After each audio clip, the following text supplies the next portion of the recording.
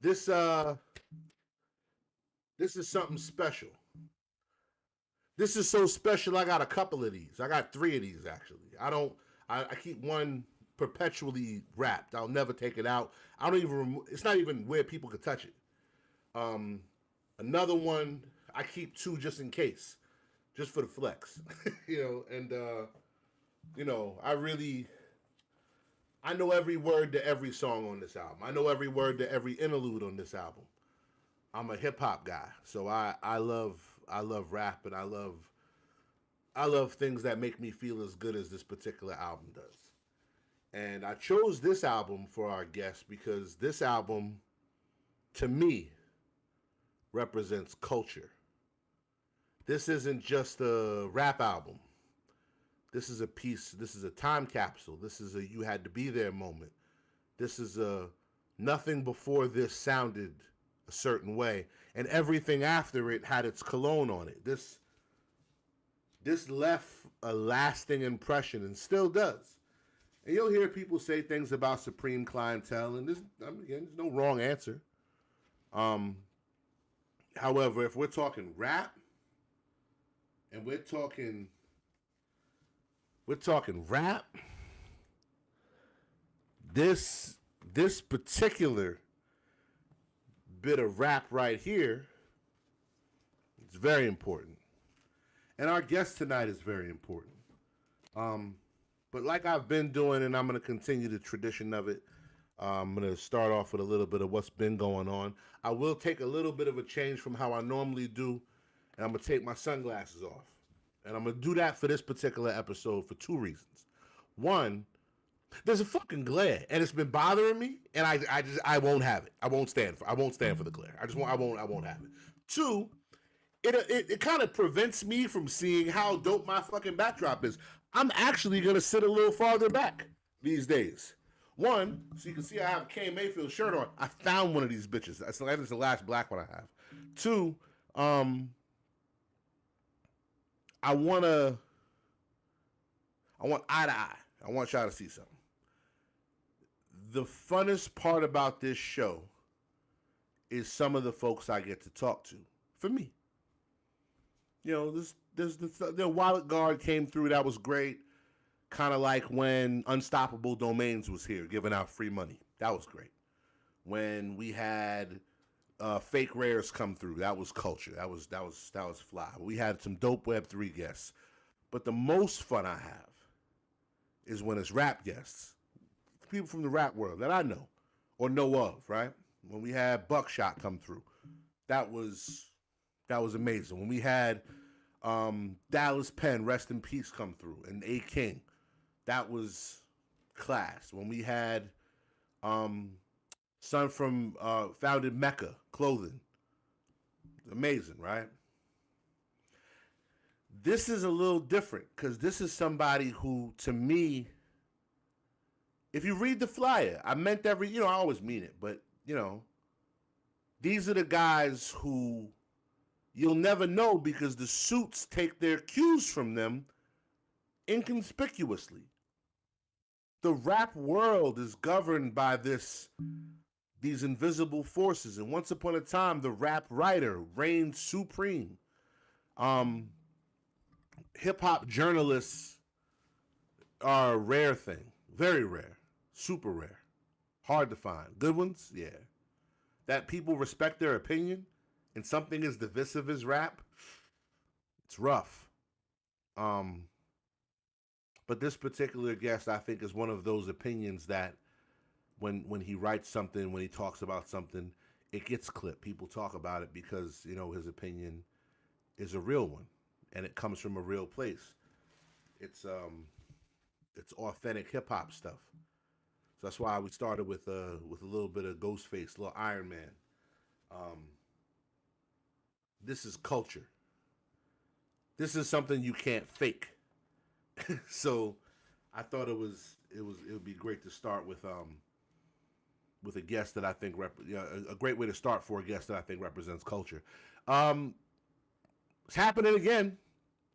I know we took a week off because box, but as you can see, just as so, We've got box. Boxes fly. If you've got box, you've got something rare. We recently reordered, so now people who do not have box have the opportunity to get box. I'm gonna tell you right now, you might want to start getting tokens ready to burn and do all that cool stuff because once again, it's we're gonna go back to that burn redeem. I talked to the other, we're gonna do the other half of the rollout for Dust, and obviously it's great, but the most important part about this show, I think, isn't shamelessly promoting, but I think it is aggressively seeking to gain deeper understanding to the things that are important. Web3 record labels are back. They're trying. Ain't a fucking thing, but they're trying. In about 20 minutes, we'll all be bitching about royalties again. That'll be fun. I don't think it's going to matter then, the same way I don't think it mattered last year. But the same, tired hack conversations are coming back around, which for some people are bullish vibes. For you guys, I know it doesn't really matter. Hit the Twitter, share the show. Because we're going to give away box today, maybe. Ain't nobody fucking here. I ain't giving away. But I'll be very honest with you. Ain't nobody here. I ain't giving away box. So fuck. I'll rug it. You just won't get a box. I can keep the box. It's fine. It's my box. I don't have to give it to you. So the beautiful thing about working for yourself is that I'm not really beholden to anybody. But if you don't have box and you'd like box, share the show. No long preamble this time. I just want to say that the space is moving, and whether you're shit coining or not, whether you're meme coining or not, whether you're celeb coining or not, it's important to keep your eyes and your mind on the things that are important to you. Celebrities making shit coins probably doesn't move the needle on your world. If it does, it's a weird world, but yeah, you got to live in it. I don't live there with you, so as long as you're happy, who gives a fuck, right? Don't be so easily distracted. Stay on your square. Keep grinding. I want to read you guys something because I found it earlier today.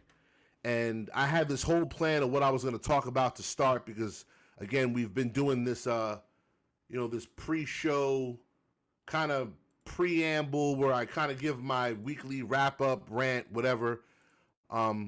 This is from June 7th, so today, 2021. And I'll tell you what I said. June 7th, 2021. I'd made a few NFTs at this point, just for clarity. I'd met some of you. I think I'd met, obviously I knew Boo Man. I'd met Easy. I'd met Elbow. I'd met Graph. I think I'd probably been around Gareth before. Spherical, I'd heard of you, but I didn't know you.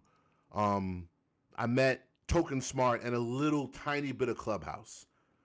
And I said the last 3 months have been extremely trying. It's not so much wanting. So by the way, I had just come back from Baltimore where I buried my friend. And that was the first time I've been back in Baltimore since 2015. So I said, in the last 3 months have been extremely trying. It's not so much wanting something better. It's needing it like air. It keeps you up at night. It wakes you up in the morning. Not just it, the thought of what it can do for everyone around you that you care about. It could change things for your people. Who are you to deny that, right? Then the costs come. Immeasurable, irreparable, life-changing fucking costs, man. The bill for your work hits. You pay it. No time to stop and think. Because if you did, you might succumb to the pressure, the pain, and reconsider. Loss works that way sometimes, so you push on. I'm not a dweller on hardships, which is a good and bad thing, but thinking, how much can this cost me? Well, that happens in moments. So I'm working. I say it in quotes because to people who don't understand what I'm doing, it probably doesn't look like work. I stop for a moment. I look up at Corey's picture. He's riding with me. I know he is, but I'm so tired. I put on the intro for Only Built for Cuban Links. And I just break down crying because it feels like I just want it so bad. I've been pushing on this rock and it feels like it's moving. or my arms are just beginning to give. I can't tell, so I keep pushing. I just broke down crying. Probably not what normal people cry to as a soundtrack, I guess. Probably should cry to some Luther Vandross or Percy Sledge, Bon Jovi, whatever's in y'all niggas. I'm gonna have a good cry to this playlist. You know, mine is striving for perfection. I don't think I'm wrong. And nothing happens by accident. So I continue on. But I guess it's good to stop and have a human moment. I can see it all so clearly. And while the costs are inevitable, they have been laid out in front of me. Had they have been, I might have chosen differently. But when it's stop or lose this, slow down or lose that, I just pay the cost and keep going. The bill gets settled up in the end when you win. And if you don't, well, I never really think of it if you don't. Thanks for coming to my emotional TED Talk. Keep pushing your rock and listening to whatever keeps you in the game. So I said to myself, today, June 7th, 2024, dear past me, you was right. Way to not be a bitch about it. He'd be proud. The rock moved. I'm here for all of y'all to move your rock. So, all of these phrases that we say, these things that we do, selling dust, moving rock, it's always going to have a drug edge to it. I don't know how it always seems to come back to that, but I'm extremely happy. That's where I'm at today. It's a little bit more somber than where the space is, where crypto is, where NFTs are, music or otherwise, what bullshit people are talking about. But we're all individually trying to stay in the game. Whatever your game is, stay in the game. Keep yourself from being distracted and keep both hands pushing on your rock, and it will move.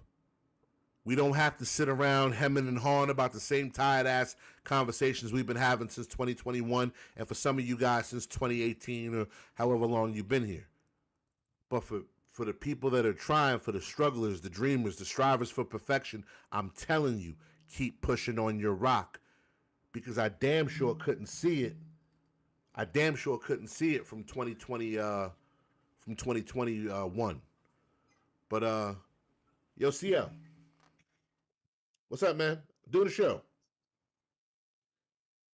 All right. All right, come through. All right, peace out. Fucking CL. I love CL. Um, yeah, that's what I'm saying. Keep striving for perfection and pushing on your rock. With that said, we'll get it sparked and how do I do this? I was doing it before. I did it with Easy. Oh, there we go. Invite to speak. There we go. We got the great Manny Faces, who is a longtime hip hop journalist and someone that I greatly admire from the days of me just trying to get my music heard. Once upon a time, these were the guys, and it still is to a large degree, but these are the guys that you put your music in front of. Look how illustrious his background is. That's how you can tell. It's a very illustrious background. It has mood lighting. See, this shit that I got right here, this is a house. That is a staged setup. That's amazing. It's very, very nice. There's a cabinet. It's very neat. This is a Michigan. This is mess. The posters they're crooked. Because I hung them with no help. Because I do not have the professionalisms of look at all the object art. There's objects in the background that are exquisite. That is not here. But listen, we got Hat. For those of you who know about Hat, we got Hat. He does not have Hat, but everything else is very. Look at this mug. That's one of them fancy ones that people were fighting about on Facebook. That's a fancy mug. You know what we're drinking out of around here, sir? Buc-ee's, Texas Pride, no lid. That's how I'm doing it. Fucking killing it. Yo, so the point I want to make is these were the guys that the suits pretended to not read. These were the guys that the record labels pretended that they didn't hear and didn't listen to and never heard of them. But they watched their picks and watched who they covered and watched what they said. And those were the people they poached. They watched who you were looking at. I want you to think about a dude who ugly, but he got money. He ugly. Bitches don't really like him, but he got money. He watches who the suave niggas digging on. And then he swoops in to buy her a dress. Then he swoops in to buy her a dinner. He swoops in to pay her bills. She would have fucked him for free. I want to be very clear about that. But the rich nigga swoops in and they poached and picked and took. The problem is you don't have a connection. The shit ain't plugged into nothing. There's no culture. So when the money runs out, the ideas run out. And then if that artist doesn't have the resiliency to stay fucking cold in a hot-ass room, that Cuba ice got to stay cold in a hot-ass room with no fridge, it all turns to water and runs off the table. And then they wash, rinse, and fucking repeat. And that is how the music business got the reputation it did. If they had just listened to guys like that and tried to work with them as opposed to against them, the landscape would look different. But with that, I give you someone who I admire greatly. And for those of you who show up, you know I don't just roll out flowery red carpets for niggas unless I mean it. This is a Dallas Penn level intro. Rest in peace to DP. Rest in peace to the boot guard. This is a Dallas level intro. Thank you for showing up today, Manny Faces. It's very good to have you in your way fancier than mine background. It's just a drawing. Wait, that's no, I'm just kidding. It's real. That's real. Right? They're all things. Yeah. It's all things. That's fucking incredible. Ooh, look at the things. Look at it. Things. Got some things. Yeah. Listen, nothing wrong with what you got, man. That's personal and comfortable. That's nothing wrong with that. It's beautiful. I was admiring yours before you admired mine. I was looking behind your head. I was like, yeah. See there? Yeah. And it's set to the God hour. That's I got a Crosby Coolest Rakim face clock. So the pixel art, the DJ set. The pixel art and the De La Soul and the Dooms, I got those from Amerigo Gazwe. Oh, dope. His website has some amazing things. For those of you who are decorating. Gazwe vinyl right over there. Mine as well. Did you get the Christmas?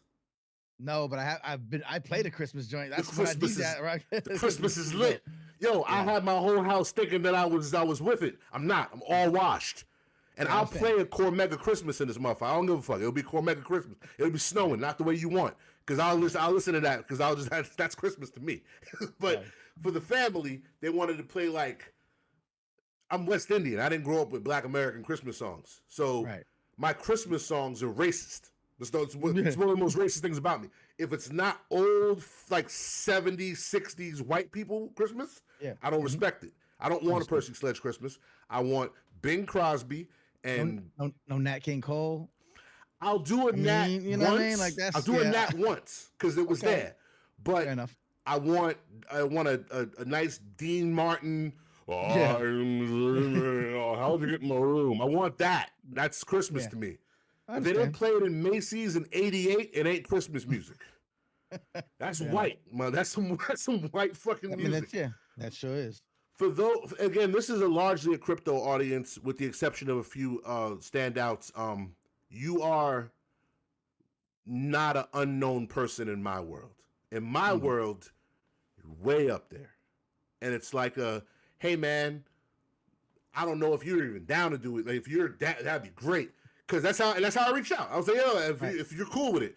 So, but for those of the people that are hip hop as a mainstream art of entertainment for them, for the people who maybe are not all the way tuned in to it's corny to say the real culture, but if you don't know what this is, I can't explain it to you. If you ain't got this, I don't know if you don't know what this is, I can't explain this. You got to know. And unfortunately, without more guys like you, people don't know. And guys like me don't help because I don't want to share you. I'm fucked up. It's true. I don't want to share you. I don't want you on the TV.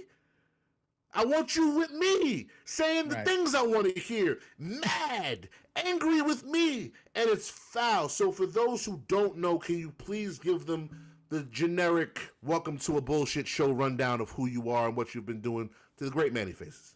I can. I appreciate you. I've been trying to interview you before you interviewed me, so it's not like I'm just you just got me before I got to you. But you see, I had to take time to get pretty over here before I brought in the This big is dogs. You know what I nice. mean? Oh Yo, man. I couldn't find my jacket. Oh well, there you go. But I appreciate it, and shouts to to mention me with same breath as Dallas Penn, the late great. I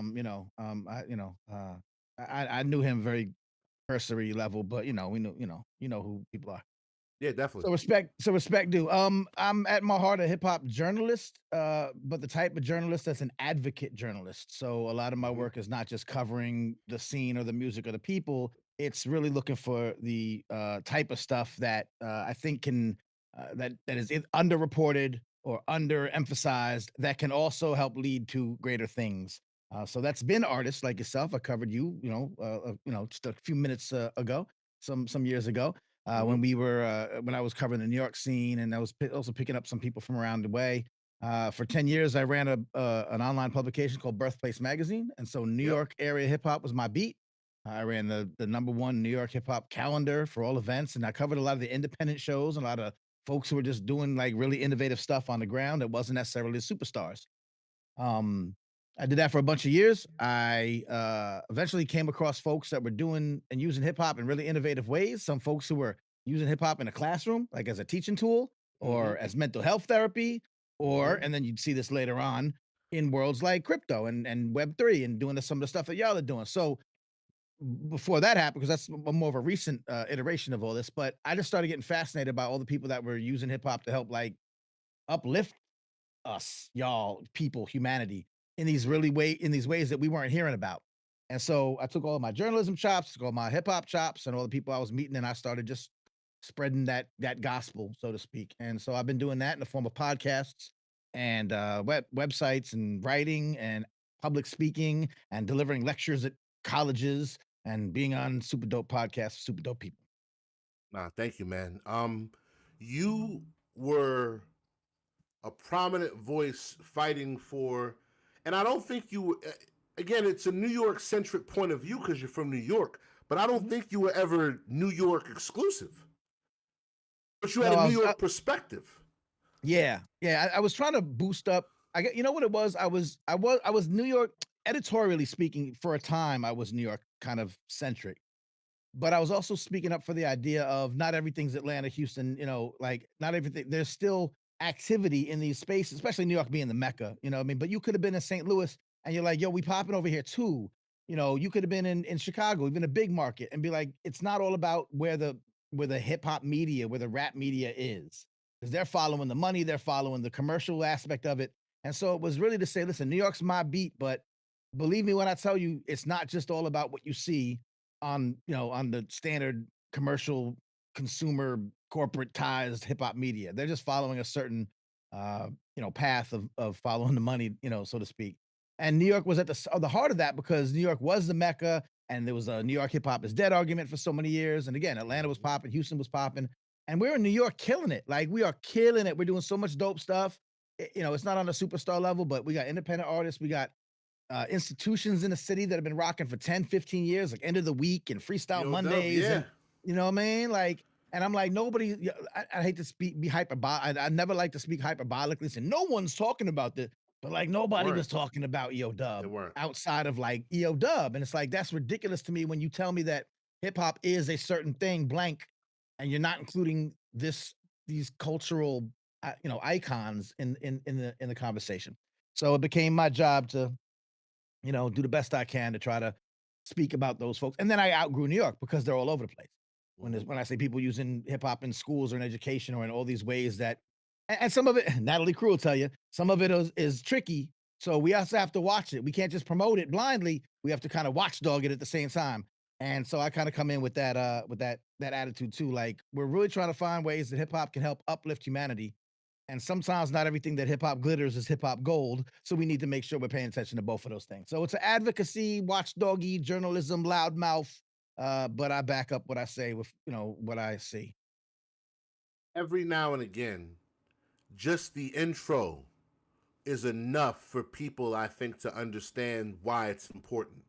the correlations between the side of rap, I've made reference to it many times. It's not rap. It's the part of rap's a city. The part I'm from, the little project I'm from, is so similar to this. It was almost like I entered with a fucking cheat code. I was like, yeah, and we're fighting for the and they don't you're gonna love me because you know how to do this. I'm ready to do it all day. What's the culture again? Okay, great. And the people that follow suits are gonna suit. I don't begrudge suits for suiting. I expect suits to suit. If a suit did not suit, it would shock me and make me probably a little uncomfortable. I like my suits suity. That's why I didn't like Washington Mutual Bank when it was open. Walked in, it's like a fucking Starbucks. There was finger painting shit on the wall. They don't have a vault. They have a pimp in the back with a wad of cash. I like my bankers racist and white. Blue suit, black suit, white shirt, blue or red tie. That is it. That is the length of which you got some Paisley shit on. I don't trust you with my money, and I'm not giving you my social. I'm trying to throw off the system. I like my VCs squinting at me and asking why I didn't have a PowerPoint presentation. That's the good. That's how it's good. It's when you know it's real. They have no connection to shit, and they're perfect. The way that I've watched rap change, there are people who, like yourself, and not just, I mean, look at the blog era of covering music. That was a group of people who displaced a group of people and then, for some reason, thought they could never be displaced. And I said, in the moment, I remember I said to Sheikh and Mecca one time, I was like, so what happens if another thing comes and knocks y'all out? And then kind of the attitude was, the fuck can knock us out? And it was like, niggas on Twitter. And now Chief Bumble Roney Twitter account with 85,000 fucking people is a tastemaker. And he has more pull with fucking Revlon because he has a cousin that works at TikTok that can get things on, and that it's all algorithm. So it's fuck you. They're getting right to the bag. Rap became, and I wanted to know what your thoughts on this are. I made an album called Dust. A big part of me bringing you on this show is I'm going to send you one. I want to send you one of these. Okay. This is my vinyl record. Yeah. I would like you to have it. Okay. Because you're a DJ. I don't want any money. DM me your address, and I'm going to mail one to you tomorrow. When you get a chance, please give it a spin. Let me know what you think. However, the reason it's called Dust is because, and this is my premise, and this is why I wanted, this is the perfect show for you. This is my first show back since Box. I got to talk about Box. I got to talk about Dust, and I needed a Dust-related guest. Okay. Dust, when you have $1 in Bitcoin, and you spend 85 cents on a widget or a plumbus or this fucking bottle of glue, 10-cent transaction fee, you got 5 cents less. Right? That 5 cents with a 10-cent transaction fee can't really move. Stuck. Think of it, cost $10, you only got 5. Cost $10 just to move money. You only got $5. You can't buy shit. Can't give it to somebody free, can't spend it, can't do shit. It's just stuck there. In the Bitcoin world, that's called dust. My argument is, in the traditional music business, not just me, you know more than other people. There's 10,000 me's. There's 10,000 of us. In my head. 10,000 rappity rap guys, varying levels of proficiency, but we're rappity rap guys. 10,000. But our school don't graduate people. But the music business doesn't sell music anymore. They do sync licensing and brand sponsorships, and the tail now wags the dog. So if my album can't sell Mac makeup on TikTok, it's a bad album. Right. If my songs don't promote the sale of a Toyota song, you should make good songs that sell Toyota Tacoma. We're rocking with that. By the way, are you going live on your Instagram 22.4 times a month? Because that's what triggers the algorithm. That's what they're really interested in that. Yeah. But if you can't, it's not to say that you ain't shit, or not to say that you can't work, not to say that you're worthless, or they don't even like you. They may love you. They just can't work. They can't make money with you. You have to operate outside of the machine. And in those cases, the best my life ever gets is maybe if I play my cards right and lightning strikes, I can open for Rock Marciano in Amsterdam. Maybe if I'm really, really fortunate, I can do a show with Onyx in Munich. Or maybe if the Lord shines down, R.A. the Rugged Man in Prague. And I say that jokingly, but that's the best my life will ever get. Being dust isn't a death sentence. It's a badge of honor. It means you're unextractable. They can't draw from you. They can't take from you. This world knows how to extract dust. So I'm personally never coming back. But for the ones that stayed, the traditional music business, whether it's mainstream or underground, what path do you feel that an independent art, the dust of music, what world, where do these guys go? If they come out today, where do these gentlemen go? What do they have to do, in your opinion? That's a great analogy, the dust. I didn't know the terminology, but that makes a lot of sense. It's also empowering. It's a great way to look at it, to say, listen, I'm not nothing. I'm something, but it's how I pimp it, how I work it. And thank you for the offer. I'll definitely spin. I'm going all vinyl myself. Not all. I'm still doing digital, but I'm also doing some vinyl sets. I'm in Atlanta nowadays. They got spots to spin vinyl. I love it out here. Not that New York doesn't, but they really like it down here. Anyway, that's a tough question because it depends on the trajectory of the artist itself. There's obviously opportunities like you talked about before. You said it in a way that's like, oh, can you? All right, maybe you can sell a Toyota Tacoma or whatever. I mean, that's a viable way to go, and you can try doing commercials, and you can try to. Now, to be fair, a lot of artists don't even think that far. Like those opportunities are there for them.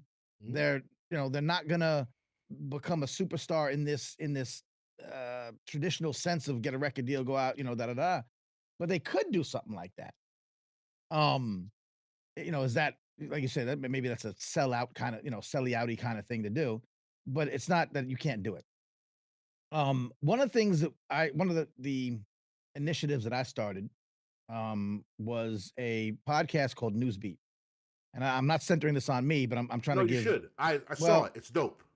thank you. And what Newsbeat does is we took the worlds of journalism, social justice journalism in specific, and music, right? So you hear news programs, and you can hear some news programs that are aimed at certain demographics of people or whatever. But we had some really dope journalists, and we would cover some topics like whatever the movement to close youth prisons, or the disparity from coronavirus between communities of color were hit much harder. Why this sort of thing. We had Dr. Cornell West on the show. Like we had I saw. people that were like Big deal. in the trenches fighting these social justice issues that we weren't hearing about because corporate TV or cable news networks are all about which president fell down the stairs today. Um, so we started covering that, and we would tell these stories, and I would weave it because I'm a DJ and a producer, back in my heart.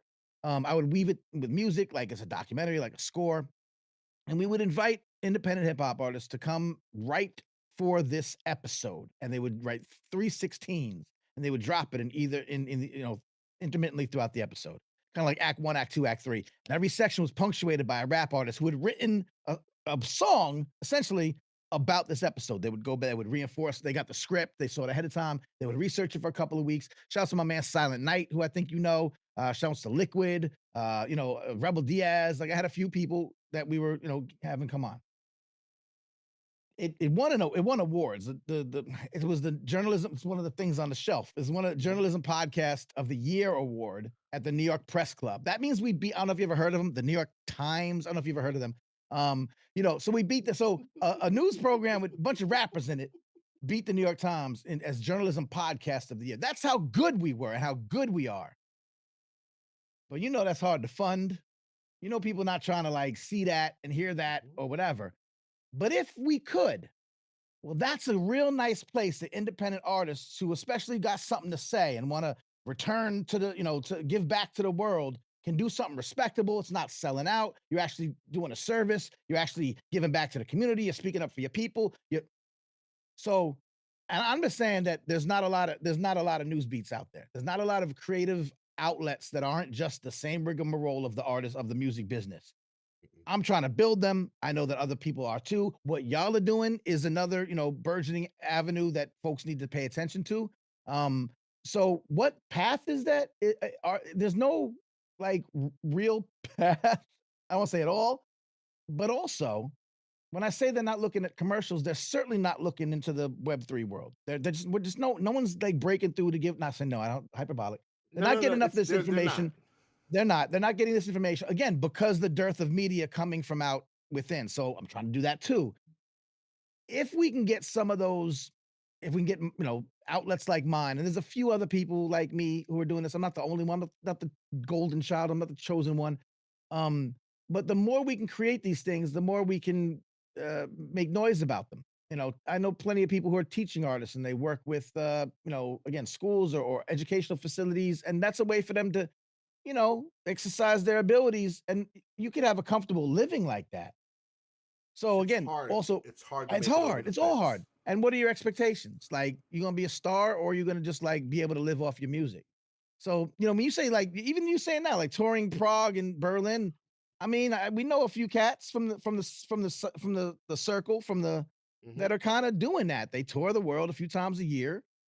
They live off of it. They eat off of it. But A lot of I wonder windshield how, time. huh? A lot of windshield time. Yeah, yeah. I A lot wonder of how, those guys ain't great dads. I Can't would be. imagine I would imagine it's difficult. I They're would imagine it's providers. difficult. They Yeah, provide, sure. I get it. but you're not home. Yeah. I It's don't think we've hard to built have the a life. I don't think we've built the infrastructure for what you're talking about. Like that's the thing. It doesn't I don't want to normally I'm very optimistic. There's so many other options. You could do this. You could become a school, a teacher. There's now play you could teach hip hop. If you're an artist, you could, you go open a DJ school. Yeah, but there's not a lot. So just the music. Mhm. The the musicians of the world have Mhm. been fed, in my opinion, a large line of bullshit. And it's not that it was always bullshit. I think once upon a time it was true. It just wasn't Okay. true for the reason they thought it was. I Okay. think that the world was boringer. It just was. When Clive Davis was 20, Yeah. the world was fucking boring. You took your friends, you sat in a room, you spun records backwards, and you all shared a very small spliff of what would today be considered tobacco. Because niggas want weed to be cracked. By the way, I don't know what's up with the reefer people. Niggas gotta fucking relax. This man pulled out an acetylene torch and an Erlenmeyer flask and shit from seventh grade science to smoke weed out of, and it was ridiculous. And I was like, bro, I think that you are trying to go to the moon and you have a Yeah. motorcycle. So you're trying to soup this bitch up to make it go to the moon. What you really want is some fucking jumbos. So you need a woolly blunt. Because I think that we need to bring back the woolly, and honestly, make woolly blunts great again can be a hat because Yeah. that's what you want. You want to get that high. You don't want weed. Reefer ain't what you want. You don't want something that comes from a plant. You need the shit them Chinese niggas used to give cowboys. What's the shit? The opium? We smoke out of a water pipe, you lay on a carpet, stare at a candle. Straight That's opium. that's how you find your oneness. Anyway, Straight opium. yeah, straight Yeah. opium. That's not That's weed. it. That's not. Let's cut to the end. Yeah. Yeah, just get Let's to cut to the chase. heroin. Honestly, not bad. I mean, just I never tried, but Yeah, listen, sure. Yeah. I've never sucked dick for a Snickers. See what I'm saying? I think Snickers Right. on the Sure. scale, heroin way Mhm. better. Because I people who would like I would heroin, imagine. they'll do terrible things to their buttocks for some heroin. Rumor has it. Rumor has it. No, she said she was like, listen, I need to get high, and you and your friends, whatever y'all want. And I was like, no thanks, ma'am, but Carl Right. might because he's gross. Right. Point is, the the the people who were sitting in the room spinning records backwards didn't have the answer to every imaginable in the hand. Right. Every song, I have every movie. I can watch any kind of pornography right Yep. now. Yep. Right here. No need to get a magazine, go in the woods, no contraband. I Don't even can got to pay for buy a things. subscription. Nothing. I have the whole world. The shit that went to the moon wasn't as powerful as this, which, is Right. why tinfoil hat niggas is crazy. Point is, I think that music is the world, man. The world needs music. No, Mhm. I think a lot of people genuinely are okay with music, but there aren't that many music heads, especially when there's alternatives. Right. Music was Sure. never an everyone thing. However, socially, it's still just not apropos to say, I'm not that into music. People look at you weird. So, even people who aren't into music, I think they stifle it and they keep it in their back pocket. Meanwhile, they don't buy albums ever. Yeah. They Yeah. won't listen to music unless it's free. They don't have Right. collections of music. There's no reason And to. it'll be the old heads. No, it's Yeah, that of course. that We're doing old. the most complaining. We're old, and I don't buy albums. I don't buy music. I don't listen to music like I used to, and I'm a music head. I like music. I enjoy music. I talk about music. You know, and I made a comment, someone along these lines, especially with hip hop, because again, hip hop is my thing, but I do look at it from like the larger cultural perspective, and I do think that Mm-hmm. doing that can help uplift humanity. And I said though, we got to stop having conversations about hip hop that start and stop with rap music. Like that's holding the entirety of the cultural movement as a whole back because it's trying to say, look, I've kind of outgrown like music. And someone's like, the people got mad at me. They're like, you can't take away the core. I said, I'm not taking away. I'm saying most people start and stop at rap and they say that that's it. And then there's a million opinions and arguments we could have about what it sounds like now, who's doing what, da da da. But my whole thing is the DNA of rap is in all of the other elements, right? And all the other applications of hip hop, right? So again, when I talk about, I say, schools, kids in schools, in some cases, when it's done an authentic connection, as you talked about, not just Mm-hmm. suits being suits, but someone having an authentic connection, not just a teacher saying, let's do hip hop in the classroom. As Dr. Gloria Ladson Billings says, we don't want teachers to do hip hop. We want teachers to be hip hop, Be hip hop. right? Yeah. Right. So when you are hip hop, it's different, and people might not be understanding this. Like this may be foreign concepts to folks. Just like all the stuff y'all do, I don't know what the hell y'all doing, but you're gonna teach me one day, and I'm gonna be very happy about it. You Um, already know. I know. So we go into the classrooms and it's an authentic connection. And you find a way to actually uplift school children's spirit and their engagement and their grades and all of these great things. And yes, some of it is you being used. Oh, here's a rap song you might like. Let's put this to that beat. Like we could rap some content over a beat that you're gonna memorize, and that's great. And that's one overly simplistic way of using rap in a classroom. Someone will say, "Is that it?" No. There's ways to foster uh, creative thinking and self-expression, and we could do math, science, we could do physics, we could do geography, world history, but not just rote memorization. We could also do conceptual things with hip-hop. So I'm saying this is a simplified way of saying it, but the point is, if you say to me hip-hop is dead because you don't like the state of rap music, you're casting a pale over the entirety of the culture, which is helping young kids do better in school, especially the young kids coming from communities that where rap comes from that have been traditionally underserved, and underloved, and under resourced, and under whatever. So you're harming the progress over here if we just start and stop and think of rap music as being the end all be all when we say hip hop. The place that breeds boxers is the place Mm-hmm. that creates rappers. The Mm-hmm. place that gives you these artists and these amazing thinkers. Um, they're powerful for a reason. Their circumstances are dire. The same place Right. that gives you running backs gives you Right. great MCs. They're running Absolutely. from something, and the only Sure. thing stopping me is running through this motherfucker. I'm going through him, and Right. that's all it becomes. And it's the human spirit. We love to see these people prevail, and the Sure. people who have made it through hook, crook, circumstance, fortune, brilliance to the place of the people who consume hip hop largely. Mm-hmm. Those aren't the people that create hip hop. Right. Hip hop is a drug that is sold. And if Sure. you are in the buyer community, you may say, well, I think obviously you outgrow it. And I say, no, you never really outgrow it. Your priorities change.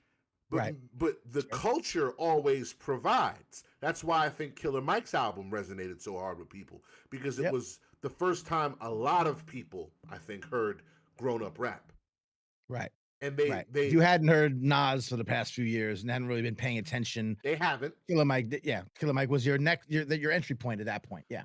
The It was blockchain obviously was something I wanted to cover a little bit, but uh, I would like to say that the reason I think that the blockchain is important for not all of rap, not all of hip hop, mhm. but for the side of town I'm from, which, if I'm being fair, The only motherfuckers I care about. I don't care about nobody else. My audience is scorned. They're talked bad about. And they deservingly. Niggas is dicks. I'm the worst kind of fan. I just told niggas the other day, I don't want to think about Raekwon getting groceries from the store, nigga. The fuck, are you crazy? Yeah, you fucking mind. That's blasphemy. To think that he pushes a cart in the store and picks things off a shelf like a regular fucking person. I don't know. I have not thought about how he's supposed to get his food. I'm not going to think that far. I'm going to leave it at someone should bring it to him. Maybe a ninja. Maybe not. Maybe it's not that dramatic. But someone should get that shit for him because he made the goddamn purple tape. I don't want to think of it. So we're bad fans. When I saw it, when you see these guys in commercials, it rubs you the wrong way. Okay. Because other people are enjoying them and they're not supposed to be, and that's not right. It's not right. So when Chuck D the other day comes out, as he probably saw, and he says, I don't like older rappers rapping about street stuff. You're like, no, let them still rap about street stuff. I think Chuck D should mind his business. Chuck D. Everybody don't want to hear a sermon, my nigga. And I'll tell you what my man told me a long time ago. Some people don't want to hear tricks on the mic. They want to hear the truth. And you can't force me to age my content. Everyone isn't evolved. Percy P is going to make Percy P music. And I don't want Percy P to make anything else. Frankly, me and Cormega have a very strong bond that I've never met the man. Never met the man. Cormega's dope. Yep. I interviewed Cormega once. I buy his fucking artwork from his website. This came with 3D glasses that are in the back of the... Yeah, you gotta move it to shimmy it to see the... Right. Off the wall. Bro, right. Omega is pointing a gun at you in the background of my set because he can rap about it. We have a covenant. He doesn't know this, but we have a covenant. Okay. You put it out, and I'm gonna buy it. You give it to me where I can purchase it. I'm gonna give you money as long as I have it. Yep. You put it out, and I will eventually figure out how I'm going to pay for it. That is the covenant. I will not break it. I had the same thing with Mobb Deep. I ain't going to listen to this shit. I ain't listen to Ghostface's last album. I love Ghostface more than people let their kids. And he made Iron Man, Supreme, and then you can mash up, I guess, Fish Scale, Bulletproof Wild, a few of the other ones, and make a nice dope album out of more fish. And there's an album worth of shit in all that. Fair enough. And I'm never going to break that. I don't need my artists to evolve. You don't need Willie Nelson to not be Willie Nelson, do you? You're putting an unrealistic expectation on a cultural art form that if you are no longer entertained by certain subject matter, I recommend you seek it elsewhere. However, you do not force an artist to change their subject matter. That's fucking bananas. And we do this to rappers because largely we don't respect them. We don't respect what they do. We want them to be something they're not. I believe that everyone in hip-hop can be what they are. I don't want to... That's the whole point of it. That's the whole point of it. We're Chuck D, and again, I'm from Long Island. I have the right to address them. Yeah, so we can do this. These other people... Listen, if you're from the city, you can't talk to them this way. And if you talk about Chuck D not being from Long Island like this, I'm a fucking wild out. But because we all get buttered rolls from 7-Eleven, we got a fucking thing out there. We can do. Right. Is a way to address your grievances. A parliamentary procedure in Long Island. It's hey, so I've been meaning to fucking tell you about yourself, and I do the finger in the head bobble, and they didn't know I mean business. When I say the music, y'all dropped the ball on something.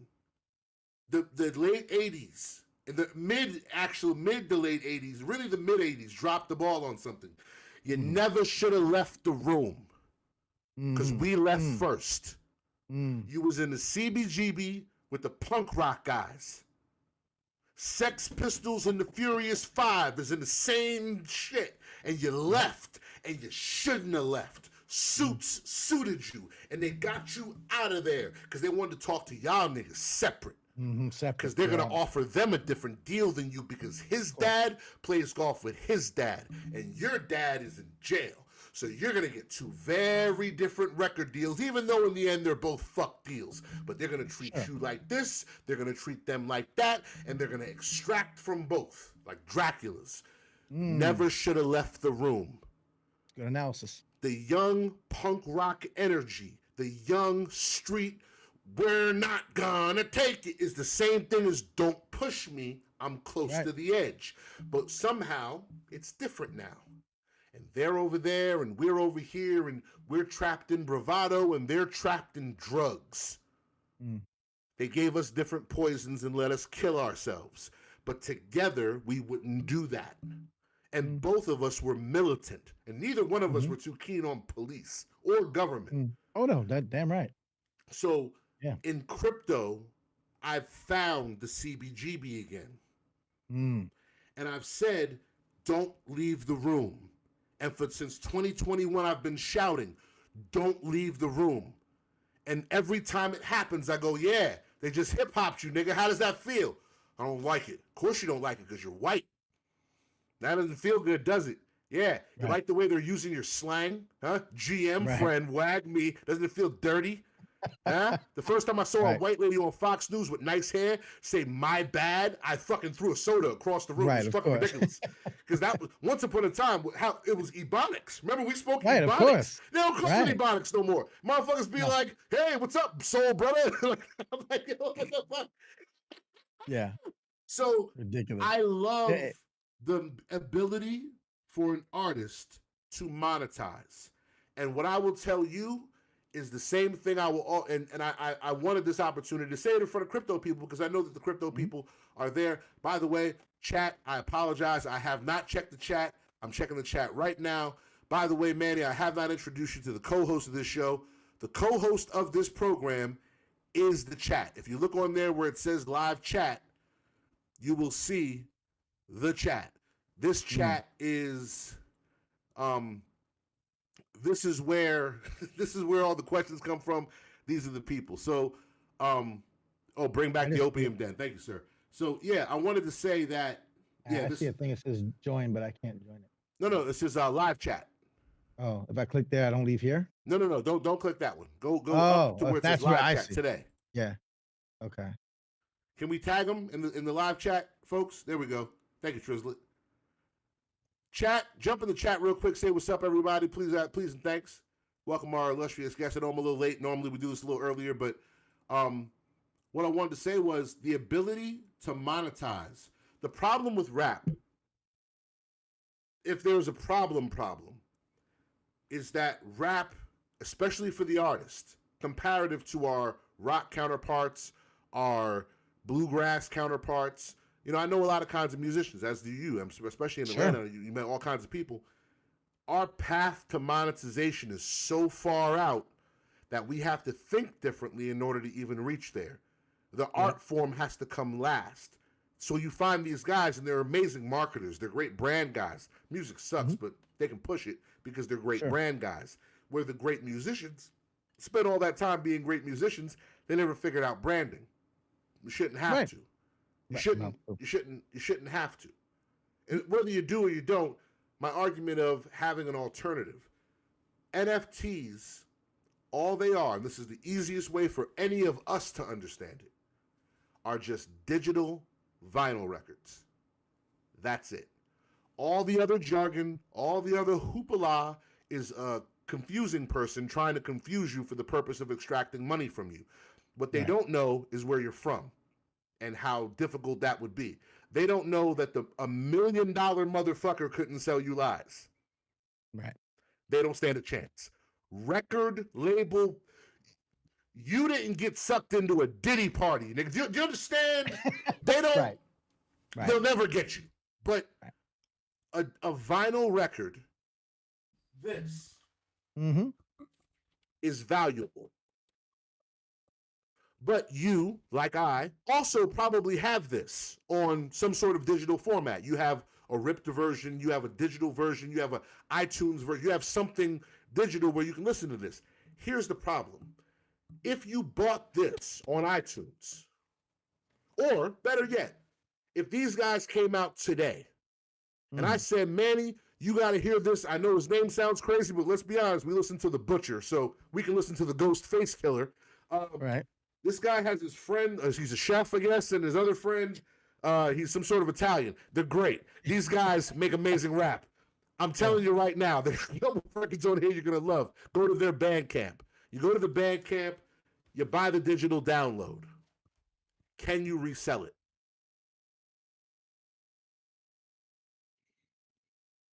You got the FLAC file, some MP3s maybe. Yeah. But you can't resell them. So do you really own them? The digital availability of music allowed a musician to sell a product quickly and easily across the world. It's great for me, great for the chef and the Italian guy and the Ghostface killer. Yeah. Bad for you, the buyer.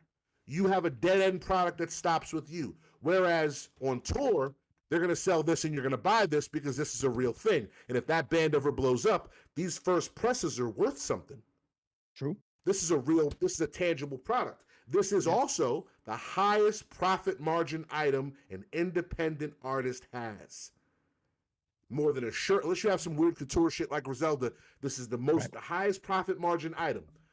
However, they're a bitch, they're expensive, there's the upfront cost, and now you're taking shows you don't want to take, venues you don't want to be, just to have the exposure to a group to maybe sell some and get your money back because you got that Mary Kay lotion trapped in your fucking garage and you stare at it when you park your car, it pisses you off. This NFTs, all they do, take the quick, fast-moving availability of digital and merge them with the physical components of a vinyl to the end user. They now have something tangible they can hold that they can resell if there's ever a market for it. Sure. That's it. It's just a digital vinyl record. That's all. That's all it is for us. That's all it is. Right. But the limits of what this can be are removed. This is a thing that once it's made, it's out. You can't do anything else to it. I sent out a box. For those who got box, there's an app called Artivive. It's augmented reality. Someone scans this, and it plays a hidden record. Right. Once upon I saw that somewhere on one of your clips. Yeah. Yeah, you got to wait 45 seconds after the song ends. That's for the right. bonus. Yeah. But anyone could hear it. Yeah. Right. Not no more. Remember when Wu-Tang had the double CD and one of them's a CD-ROM? Yeah. So you can get the bootleg, but you won't have this. Right. That's this. And we stopped giving extra things to the listener because a bonus track's actually a bonus track. It's really a bonus. And who gets the bonus? The buyer does. But we stopped giving bonuses because Suits held the purse strings. So if you took away the constraints of having to pay for everything up front, because everything's digital, so it's essentially free, you leave all the technology on the floor because someone just made it for fun. Yeah. The guy who made the tech, he's just writing rhymes with code. And he's just showing other coders that he's nice. They're having a coder freestyle over here, just showing each other their tech. And I go, yo, can I use that? And he goes, man, you really want to use it? Dude, he would use my code. It's fucking awesome, bro. And I go, what? Of course I'd use it. Can I put my raps on it? Dude, you rap? I love rap. Right. It's the punk rock guys and the hip hop guys in the room. Staying in the room. But we're missing something. Yep. We don't have you. Yep. We don't have yous. Not just you personally. Of course. We don't have yous. They have you for the tech guy side. Sure. They don't have you for our side. We have a Natalie, but she be tired sometimes. Oh. We don't have enough you to say, hey guys, why you been on my list? Historically, we tried this, and this is what happens. Hey guys, I know you want that check, but there's more integrity and honor in us just locking arms together and figuring it out. Hey guys, I know they're promising you money, but let me tell you what comes with their promises. Take it from me. We don't have sage wisdom from the music side because the musicians that come here come to extract, and the writers that came here couldn't figure out how to make a living. At first, I wanted to start a magazine, like a digital magazine. Then I realized I'm kind of a dick. I shouldn't be the person to do that. But you are. You should do that. I tell you right now, I'm petty. No, I'm petty. I'm a vengeful man. I'm small. You know, I remember the way you didn't say happy birthday. You know, like it matters. What part of Long Island you from? I grew up in Westbury. Yeah, you Nassau people. You're more like, Yeah, you're forgiving. You got a lot of more sense. I'm from Mastic, bro. oh, Jesus. Sunrise Highway is 2 lanes by me. Yeah, I know. I'm a small town guy, and when I sneezed, you did not quite say it. God bless you, but that's not God bless you. It's like you want God to bless me, and I don't know who that is. So maybe you don't really want me to be blessed at all. For all I fucking know, how you acting. Right. They need yous here, but for you to be here, I feel like A, you should know that you're wanted, and B, you should know that there's a place for you to sit. And the place for you to sit here is the same place you sit there. Just over here, we appreciate it more because we need truth tellers. That's why the you. And the funny thing is, these type of places, this show, it's a fake show. It's a place for me to have these conversations in front of some of my crypto friends. But it's real because real shit happens from it. You said it when I first asked you. These guys, they came out today. The killer and the cook and the Italian. Yeah. They can try to get a buzz on the internet, but that's gonna be what? Paying a bunch of guys to put them on playlists on Spotify? Right. Yep. Rumor has it. Yeah, that there's that. Then there's maybe signing to another artist. They can do that. How many fans does an artist need, in your opinion? Depends on where they're at. I'll make a living. I'm in Atlanta. Yeah. How many fans I need? Globally. I don't know. Good question. I mean, if you aggregate them from all over the world, you need hundreds of thousands. How about 500? 500,000? Nope. Or 500? Just 500. Traditionally, no, but what you're suggesting is, yeah. One collector is worth 75,000 streams. If I get 75,000 streams, that's a lot of streams for a man in my station. Sure. It's not a lot of streams for anyone else. Not a lot of streams in your world. I get it. Nope. 75,000 streams is $247.50. So if I sell one NFT for $247.50, that one collector is worth 75,000 streams. Got it. So if I have one of these, I don't need those, and it's way easier to find one of these when we have one of you. Got it. You're integral to the ecosystem, man. The beautiful thing about this planet is they don't really invite anybody. Everyone just shows up and the space makes use of them. And I said, it's a good system. It worked for me. It's a good system. Yeah. But I'm looking around. You guys don't have carpenters. Like, who builds shit? Bro, it's like, whoever's in the mood. It's inefficient. Have you actually thought about going to get a carpenter? Like a guy who does that? I mean, yeah, I guess that'd be pretty cool. Yeah, you guys don't think because you're a bunch of high people in sandals. Let me go talk to a carpenter. Excuse me, sir. I know you hate contracts, but let me just tell you, there's a place over there. They would really appreciate you, and you can build whatever you want, and we'll just be happy that you're building. You have worked, and I've watched, because it's hard to miss you. You work so hard, but it's a thankless job. The lives you touch rarely probably have an opportunity to say and they have the opportunity to just DM you, but hey, man, that thing you did was thought-provoking. You changed the way I think about this. I get some of those. And I'm sure you do, but not as many as you're worth. No, probably and it's not an or, it's an and. Yes. I'm not telling you to stop what you're doing. No, I get it. But we would love for you to just walk around here sometimes and smell the flowers. Interesting. Because the same people you're fighting over there are here. They're just less sophisticated. They're so blatant here, it's gonna shock you. They don't have any natural predators, man. They don't They don't hide from anything. The vampires you stake casually on your way to the mailbox are just like supervillains here. And they're just like, yeah, blah. And I'm like, bitch, they go, Right. Look, it's Blade. I'm like, Blade? Bitch, I'm fat. I don't do none of that shit. This is your bully? This nigga's a pussy. Hey, none of what you just said was real. We all know how Kane is.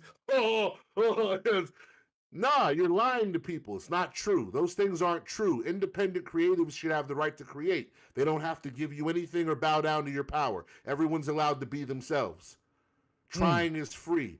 The people who build things that build for the betterment of others are better than other people, and they should be allowed to go first. He eats first. Why? He's the priest. Because he puts himself last. So when it's chow time, we put him first. That's a good town. That's a great town. We board airplanes that way. Why don't we run culturally that way? The guy in the wheelchair goes first on the airplane, and I got a first-class fucking ticket. So maybe the airplane isn't all the way bad. We can learn a thing or two. Right. You culturally put the least of us first. And you have for a really long time. Anyone in your position that has your gift of oratory could have made a lot of money saying things that aren't true. And you didn't. And I noticed. And it's really important that you understand that what you do is heavily appreciated, man. You could have said a lot of things that weren't true for money, and you didn't. And that's a really big deal, and I want to thank you for that, because it's unfair how much we love you not rich. It's unfair how much we appreciate you not riding in a really fucking expensive car. It's unfair how good that makes me feel. It's fucked up that I don't want Raekwon to do commercials because I don't want to share them. Right. We're terrible fans, but we're only terrible because we were deprived for so long we learned to love living without. And there's a happy medium from where we are culturally to where we could be with positive reinforcement and an open yet clean exposure to business, good business. And that business itself is not a profane word. Business, doing business isn't bad. You're not selling out doing business. You're doing business.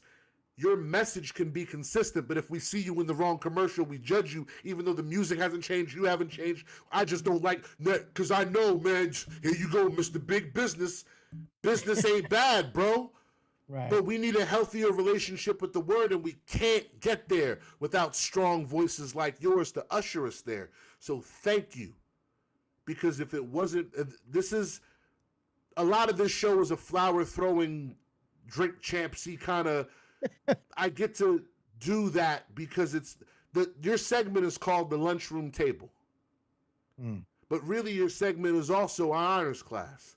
We public school, so we have school themes. The lunchroom table. Yeah, hell yeah. Rock that but beat. Also honors class of we give the flowers to the people that led the class in grades that they don't mark on papers. We honor and give trophies to the people who scored perfect on the tests that none of us remember taking. The tests of integrity, tests of culture, tests of loyalty, tests of fidelity. Real tests that matter to society. You pass. Yeah. It's just that no one ever gives you the A. So that's what this is for me. Because I see a lot of it, man. Yeah, I appreciate that appreciation, man. I really do. Yeah. I imagine if I did say happy birthday, how nice it'd be. If you did, because they didn't, right? So fuck them. I mean, I'm not going to, listen, who does he think he is? Also, I don't always like to hear his shouty voice from my speaker. I like Public Enemy because I'm from there, and it's fine. But I don't want you, and then they're going to hit you. Hey, man, why don't you calm down? It's morning time. You do a lot of shouting. Right. And your friend looked like he got a substance abuse problem. Maybe you should shout at him and work on that. That's crazy. You dropped him off at that roast.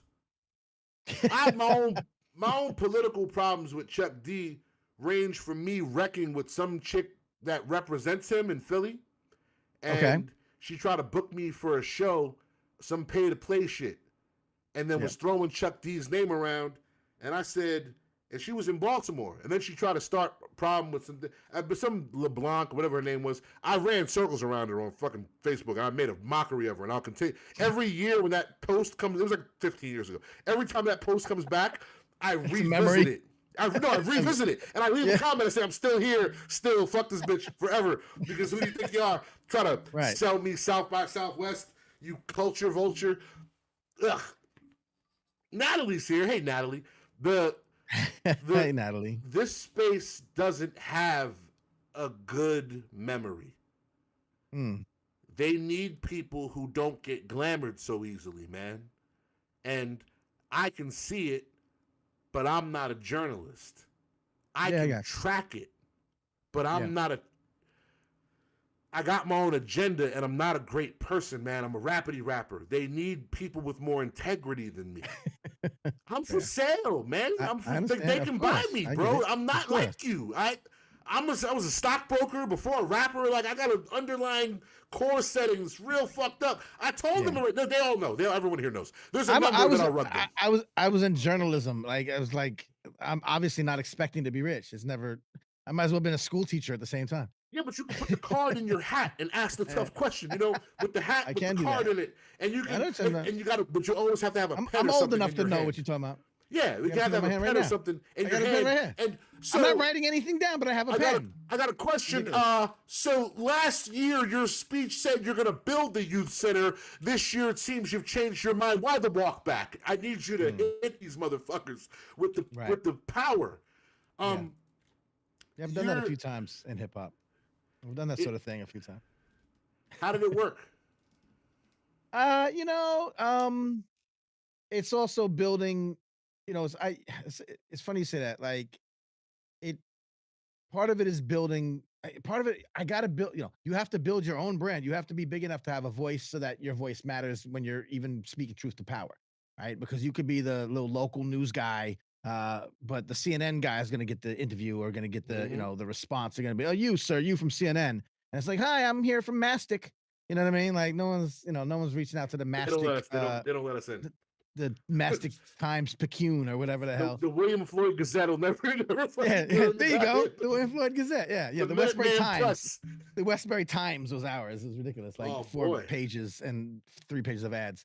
Um, but it's worked. It's worked out because people who do pay attention understand that when I go at somebody, it's because they might have the person or the entity or the thing that I might be calling out isn't being truthful and isn't being transparent. And so, if anything, the people who are paying attention to me learn to now not just accept everything at face value. Like I said earlier today, not everything that hip hop glitters is hip hop gold. There's a story right Mm-hmm. now that I'm tracking that Jay Z Rock Nation $300 million worth of scholarships in I forget where to help young people go to private school, like scholarships to the private schools. And everyone's like, "Yeah, that's great. 300 million. Good job, Jay-Z." And everyone's like, "This is vouchers. This isn't necessarily good for the like Marcy projects." Like, you know what I mean? Like, but people are like, "Yay," because they see that. I talked about this when Diddy built a school, in Harlem 17 years ago. And I was like, everyone's like, "That's great for hip hop." I'm like, "I don't He's know that it teaching them kids is." how to twerk. So, but nothing Invite him he to the did fuck was, party. you know what I mean? So yeah, that's like, school to something else pipeline. Yeah, that's The right. Yeah. school to pipe, the school to pipe pipeline. I beat you to it. Look, that's one time for me right here. Many faces. You stick for this one. So the school to pipe pipeline. I like it. I'm gonna have to that now I gotta write that shit down. All right. Soundboard. He broke the fucking soundboard out on me. Oh, that makes me so happy. Oh man, no one gets it, man. They don't get it, but you get it. It makes me so fucking. Because I'm not crazy. The pipe. That's fucking. Yeah. Yeah. Question. Thank you. I got words. Yeah. Is Live Nation the record label that everyone's secretly talking about when they are mad at record labels? I mean, that's that's a good point. Yeah, again, none of this shit glitters. Like it's all not glittery at all. It glitters, but it's not gold. So that's another thing, another angle to the whole thing. You know. When I explained Live Nation to my girl, she said, "Well, that doesn't sound right at all." I was No, it's like, not right at all. there you go. That's how it works. Yeah. There's I'm a product of a record label. I know that there's great record labels. Shouts to, Peanut Butter Wolf. I don't think anyone's Oh ever yeah. accused him of being a pirate and Madlib. I don't think Right. that Right. Stones Rhyme throw. Sayers, yes, Mm-hmm. Stones Throw is great. I Mm-hmm. think Rhyme Sayers is great. I think Raucous, for what Ruckus it was is, great. it was great. Yeah. Yeah. I even like Steve Rifkin Loud Records back prior to, because they had everything that I liked. But You had affinity for them, and there was fuck shit, but it wasn't. It they wasn't. had they had product. Yeah. So Yeah. if it was drugs, I didn't really care for the dealer, but man, his weed was great. Fair enough. And Yeah. he was on time, and it's all you gotta really be. Now there are so many different carvings of the cake that no matter where it seems artists go, they're always left wanting. I know that it's not great on the journalism side. How is a journalism expected to make money? Okay. Um. The problem with hip hop journalism is the same problem with journalism, and so there's obviously been a Huh? dearth in both of these industries. Hip hop is worse than regular journalism because people aren't buying magazine. Like we bought the Source magazine. No one's donating to my Patreon. You know what I mean? Like it's just not. We're out of those habits. We don't have that mindset anymore. And everything is clickbait. Is falling into the social media thing. It's the same. Y'all know what it is. I haven't fully fleshed this out yet, and I'm leaking from my brain a little bit that I think that when it comes to hip hop, journalism, some of the work you're doing, but needs to some of the work that okay, remember, you were supposed to be on my show because of all this innovative stuff that you're doing, I think that's part of the thing. But the people I talk to that have been on the show or that I talk about that are doing these innovative things. A lot of Mm-hmm. them are artists just trying new stuff. It doesn't have to be in schools and mental health therapy. They're just artists trying do new things. No one's paying me to cover it, but it's worth covering, and so I do it. Like you say, the thankless job. I think at some point we have to master a little bit of the systems that are out there, and this is hard because it's very contradictory. Because I always talk about Audrey Lorde says you can't, tear down the master's house using the master's tools. Mm-hmm. But you can maybe build an extension to that house. Like, you know what I mean? You can maybe, build your own house over here. And so I look at the world of philanthropy. I'm looking at like there's foundations, there's money, there's things that could fund some of the things that we're trying to do. Nobody really like supports ballet, but ballet is still a thing because at some level there are people who think that ballet is culturally important to keep on, making happen. And so the Mm-hmm. Ford Foundation or the X Foundation or the Y Foundation. Now, we can't wait for our billionaires to set up these foundations. We would have loved it if a Jay-Z, like we just talked about, that 300 million was going towards keeping the hip hop journalism field alive. It's not, and it's not gonna. And so they're not our saviors. The saviors aren't gonna come from within, but we don't like looking to without either. You know what I mean? So I don't know the answer to where the money comes from, other than it sparks and someone says, "Hey, what Manny's doing is great," and then I'm able to put somebody else on, and then we have a network, and then these things can happen. Is But our I think there's other. problem with it? Sorry, just I want to jump in Yeah, on no, go that. ahead. Our problem from it coming from without. Yep. Do you think that's a problem with our own self-esteem and our lack of why are they interested? Our inability to accept a compliment, or is it Hmm. mostly a healthy fear of a predator wanting to prey on us? Probably, I don't know. I mean, you could ask 10 people and you'd probably get different answers, but I think the latter is always gonna be true. Like, especially like who it's really about and who created it and the history of whitewashing, the history of, erasure and all that stuff. Whereas, oh, now we're indebted somehow and we have to now change our values based on, oh, we're in bed with somebody that doesn't understand our culture, whatever. And I don't know. I mean, I know if Natalie's listening, she's like, "Oh my God, no, the nonprofit industrial complex." I get it. I listen to them because I'm trying to say no. So where can we get in where we fit in and where's the right way to do it? So because I just don't think it's this is what bothers me. The Hip Hop Hall of Fame, the Hip Hop Museum, Universal Hip Hop Museum, right? That's Mm-hmm. opening up in the Bronx. Big, big, big thing, right? It's been supposed to be opening up for a couple of years now. It's finally, I think, it opened next year for real. But they've been doing good work. But one of the things they were doing the first few years was asking people to donate. Hey, donate to the Universal Hip Hop Museum. It's going to be in Manhattan, or Bronx, Manhattan. It's going to be in New York. It's going to be great. And people are like, oh, that's a great idea. We need a hip hop museum. Here, take my money. What people didn't know is that's like the third or fourth one that somebody came along talking about, hey, we're going to build this museum or this Hall of Fame. Give us, donate your money. People are like, oh, it's a great idea. Take my money. Third or fourth one. Most people, I'll say nobody, most people don't know that. So then they came out. I said, here's the thing. When the Rock and Roll Hall of Fame wanted to start, they didn't do a Kickstarter. They knew how to raise the funds from the places. And eventually now they start getting money from the state and from the government. And yeah, I want that money. Yeah, I think we should take that state money. We should, because if the state's going to do all kind of crazy things, let's eat off of that too.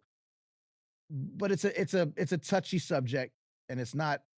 It's, like I said, I'm still trying to figure it out, because I mean, it's a hard road too, because they don't understand what we're doing culturally, and we don't have enough people in those positions. It's like the schools, it's like universities. Again, Nat will tell you about this all the time. Like, I love when I see like hip hop being used in colleges, universities, but not if the practitioners aren't a part of it. Not if we don't have real heads in the mix. You know what I mean? And like, as if I'm qualified, that's great, but they won't hire me. Why? Because I don't got a degree.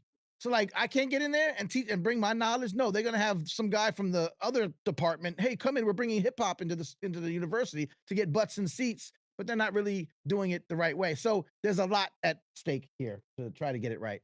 But when you ask me where the money's coming from, you know, I'm talking with folks now who are totally against, the corruption, the co-opting, and all that. But they're like, no, we can get this grant money though.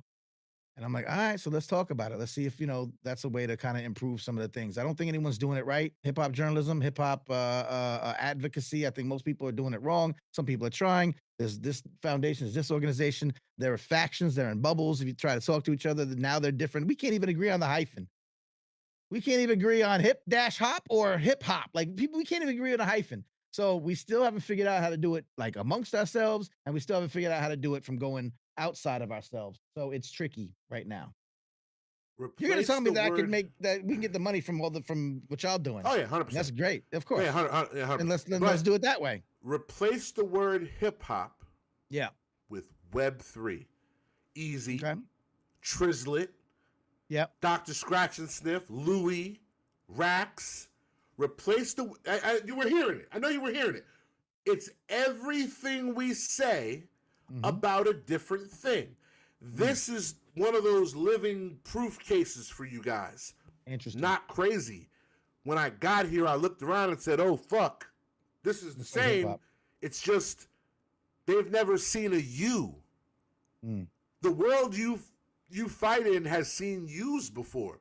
The world you fight in, they're ready for you, frankly. And you're good because they're ready. You're like John Stockton. They know what you're gonna do. They just can't fucking stop you. They know he's gonna go right, left, dish to the middle. You just can't figure out a way to get him to stop. You can't prevent him from doing it, but you know what he's gonna do. You can try to plan for it. Maybe you can stop him from getting too far, and keep the fucking the defense high. The difference between there and here, they don't even know what a U is. I'm gonna tell you something. It's gonna fuck your head up a little bit. They never seen a me either. When I say they never fuck the personality part. I'm a regular nigga from Long Island, but that's only if you know Long Island niggas. I am rappity rap wise. Rap's been fucking trap and drill for 15 years. If you're 25, rap ain't sounded rappery since you were 10. Facts. So Nas who? Right. They never heard a rappity rapper. They're like, dude, you're really good. And I go, what? Yeah. Wait, you never heard of Elzai? And they go, what the fuck is that? I go, nothing at all. Planet Asia. No, it's a science thing I was doing. The stuff in the background is mostly just it's AI. It's not even a real artist. Just don't pay attention to that. Listen to my shit, and it's crazy.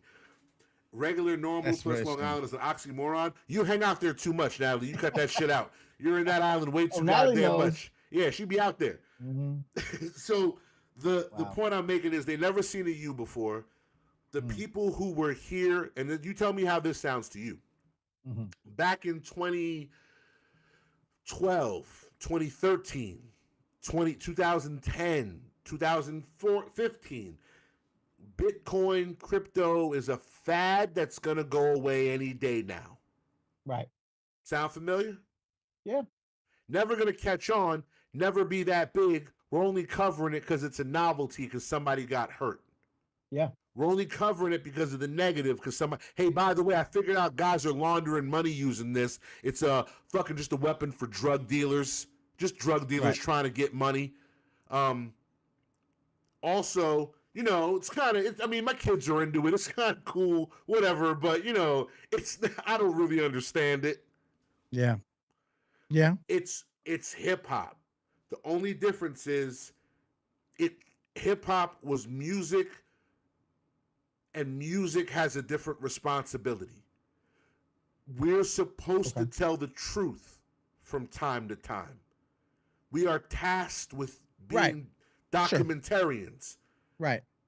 From time to time. They said it on Black Star. Remember, I'm a real life documentarian, and people didn't even know what that was. Right. But they also didn't know who Dez was, but they knew who Dez was. Right.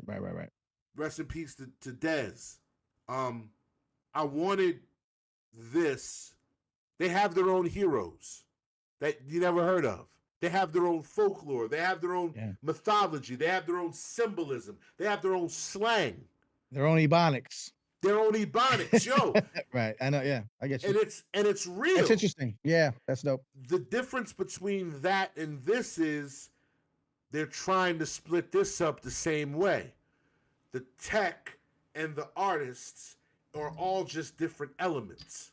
The elements of crypto are like the elements of hip hop. And even though people talk about rap and everyone isn't necessarily talking about graph, don't mean graph ain't a part of rap. Right. Because hip hop is the overarching umbrella and you can't have one without the other. I need that linoleum on the floor. So this place has the linoleum on the floor. Squeeze, what up? Good to see you, man. Salute. This place has the linoleum on the floor. The difference, I think, is that when we need things, much like rap, we should look within, but we don't have to run this like GoFundMe. In my opinion, and again, my very West Indian, prideful opinion, I think that it is a lack of self-confidence that forces us into the relegation of please may I borrow, please can I have. I think that quid in exchange for the pro quo is the cleanest path to it. When I sell things you want because you want them, not because you owe me, not because I'm a do-gooder. It's not a collection plate. Do you want one? And then the burden becomes back on us to put what they want in front of them.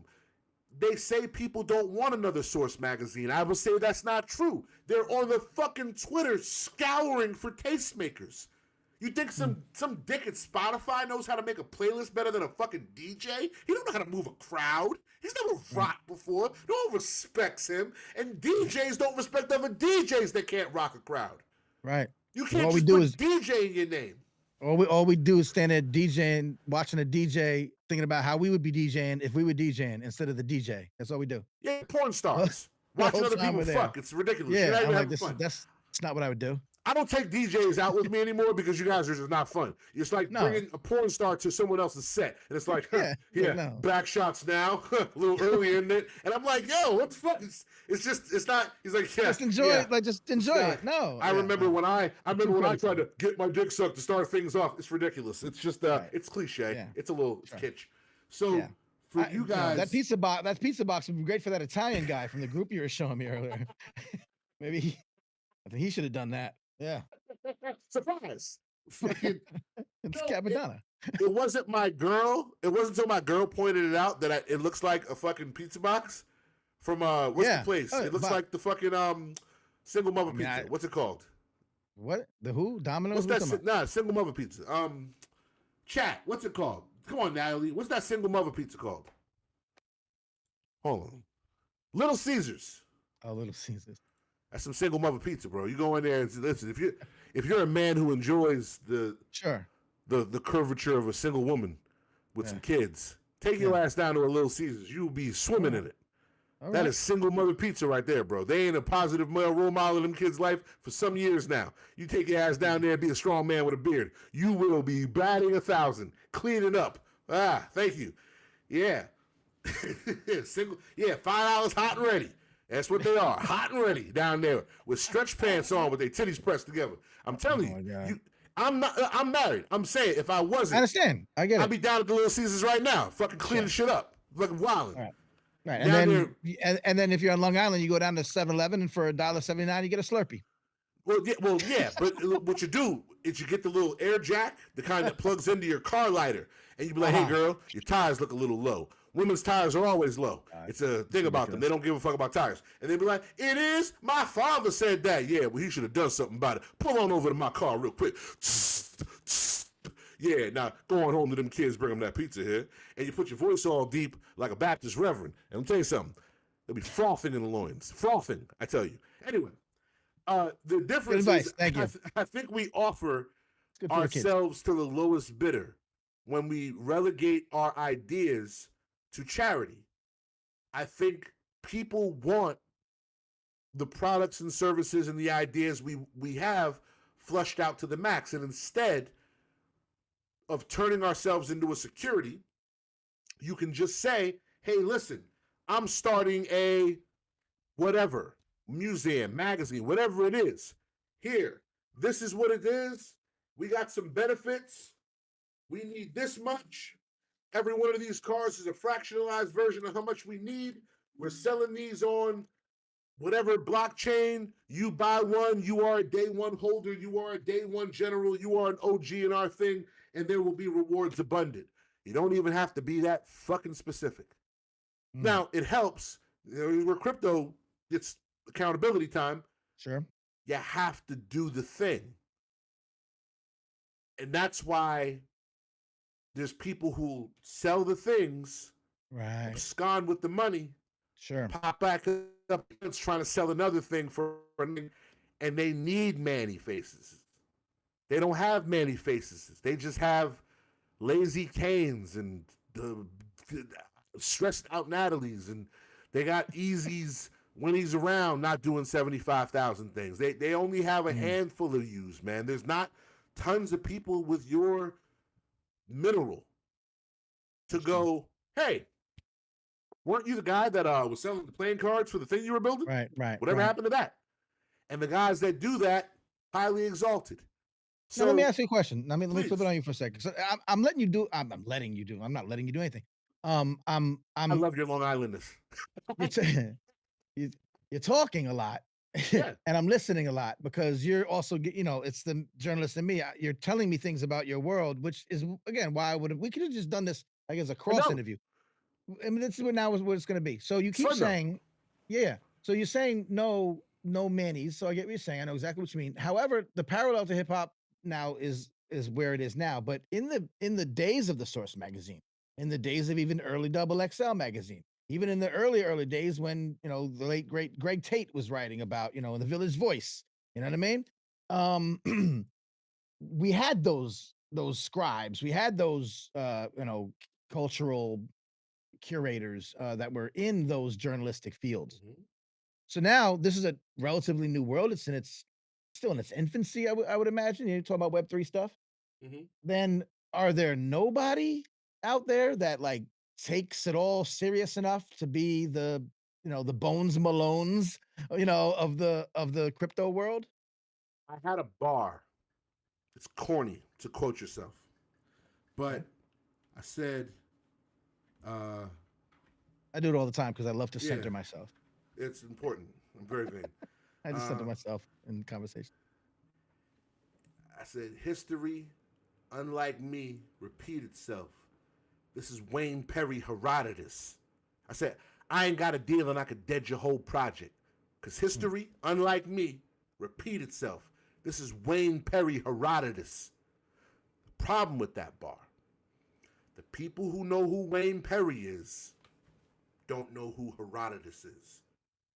The people who know who Herodotus is never heard of what a Wayne Perry is. If you can put those two people in the same room together, the ones that weren't terrified of the other side Sure. would be very interested in how those worlds collide. But the people who understand what our thing is and the way we are, approaching life with your knife out, because you're going to have to kill your food because the people that hand you dinner aren't to be trusted. So we kill our food and we share with our neighbors because when I can't hunt, they did and they fed me. Community and communalism aren't communism in our world because we're all just poor. So it fosters a real sense of community to look to my neighbors and actually see myself because, yo, I remember when his mother knocked on the door and wanted to borrow money, and like my mom closed the door and my father and her were arguing, and then I had to go over there and borrow bread, and I felt mad, like I felt broke, and it was embarrassing, and he said, yo, come on, man, it's nothing, and that feeling. And two nephews, multiple dystrophy, killed you. And now we're cousins. Right. And we're cousins. Right. I got mad cousins, but we not family. But I got mad cousins. I got mad cousins. All my best family's chosen family. Yeah. I got a lot of cousins here. Yeah. They don't. No, it's interesting. They don't see that. So what the answer to your question is, yeah, but they don't know what those is. This world don't have those. The people who know about crypto don't know about that. When would they have known that? Right. When would and the guys that do are in the minority. Right. So when I talk to Skrilla, and I love Skrilla to death, when he says, gotta do something about the music here, dog, and I say, nah, you wrong. What you mean I'm wrong? You're wrong. You're do something about the music guy. how? Do something about the music how? What's the prevailing thought? He wants it to be built. I'm building a thing and he builds stuff and we're doing stuff, but you can't change culture. You can't make a wand magically turn these into hip hop people. They're not. I see. The people are who they are, and you can't expect someone to have taste in hip hop if you never took the time to stop and teach them culture. It's not my job to teach niggas culture. I don't even like watching the kids listen to my shit. Right. My man showed me the reaction videos, like someone listening to like Cuban Links for the first time. I'm like, ew, this is disgusting. Leave my things alone. Go listen to Trippie Redd. Fuck out my face. Just leave me alone. Don't touch my stuff. Right. Get out of my room. You're the cane keeper. Yeah, what are you doing in my room? Like my nephew's over here. Yo, man, my cousin got the records. Hey. Don't touch my hi-fi. Get the fuck out of here. Right. My hi-fi. All right, Dad. Don't touch my hi-fi player. So, all right, Dad. But that you need. I get it. I understand. If we don't, who will? So it takes an even hand. It takes a teaching hand. Right. Meanwhile, my dad is DJing on my stuff because I wanted to do it. I wanted to do it. I don't mind. Come on in. See what you got. Yo, her rod it is Eddie Murphy. Oh, that's fucking Natalie. That's the why when I say the writing, and the writing shouldn't just be relegated to music. The writing has to be tech. The writing has to be everything. There has to be, because everyone's not into music. Again, some people are just into the technology, and you don't have to know tech to hear ideas. You don't have to know how something's built to follow up on if it was finished or not. Yeah. I don't have to know how to build a building to say, hey, man, y'all said y'all was going to build a fucking youth center. What happened? Right. There's no one with the card in their hat to wave the pen. And the ones that are here, the few in number, we look to them as though their information is unimpeachable. And unfortunately, there's not enough of them for me to trust that there's accountability, because everyone's for sale. I'm for sale, so I imagine everyone else is. So at some point, at what point does hey man, we're building it, but we heard you're trying to start a little thing in your neighborhood. Right. Now you feel bad waving the pen. And those guys turn their blind eye to some real vicious rugs. Big entertainers are here now. Iggy Azalea, Doja Cat are coming over here and doing meme coins and Chief Keef and Trippie Redd and people doing bullshit and pumping dumps and wrecking people financially, and they can't. When it started with fucking what's a little jerk off? Tory Lanez, when he did his fucking his big sold a bunch of NFTs. No, he didn't. Fucking liar. He lied a lot with his patch. I don't trust black people. It's crazy. Not to be trusted. Whose shit is like the coast just jaggy and unruly. Don't trust them. Bald is fine, but look, listen. I cover mine, but it's you see. There's a line there, man. Reasonable, yeah. Yeah, you can't just be out here with your shit just all PC and doing whatever you want and think that you're a legitimate. You're not a legitimate source of shit. You're a threat. No one would sit here and do that. I respect your perspective. That's all I'll say. They have to. So listen. His history will prove me to be right on this. Go get in the business with a motherfucker with a crazy hairline. You have a devilish time. They're niggas of the synagogue of Satan.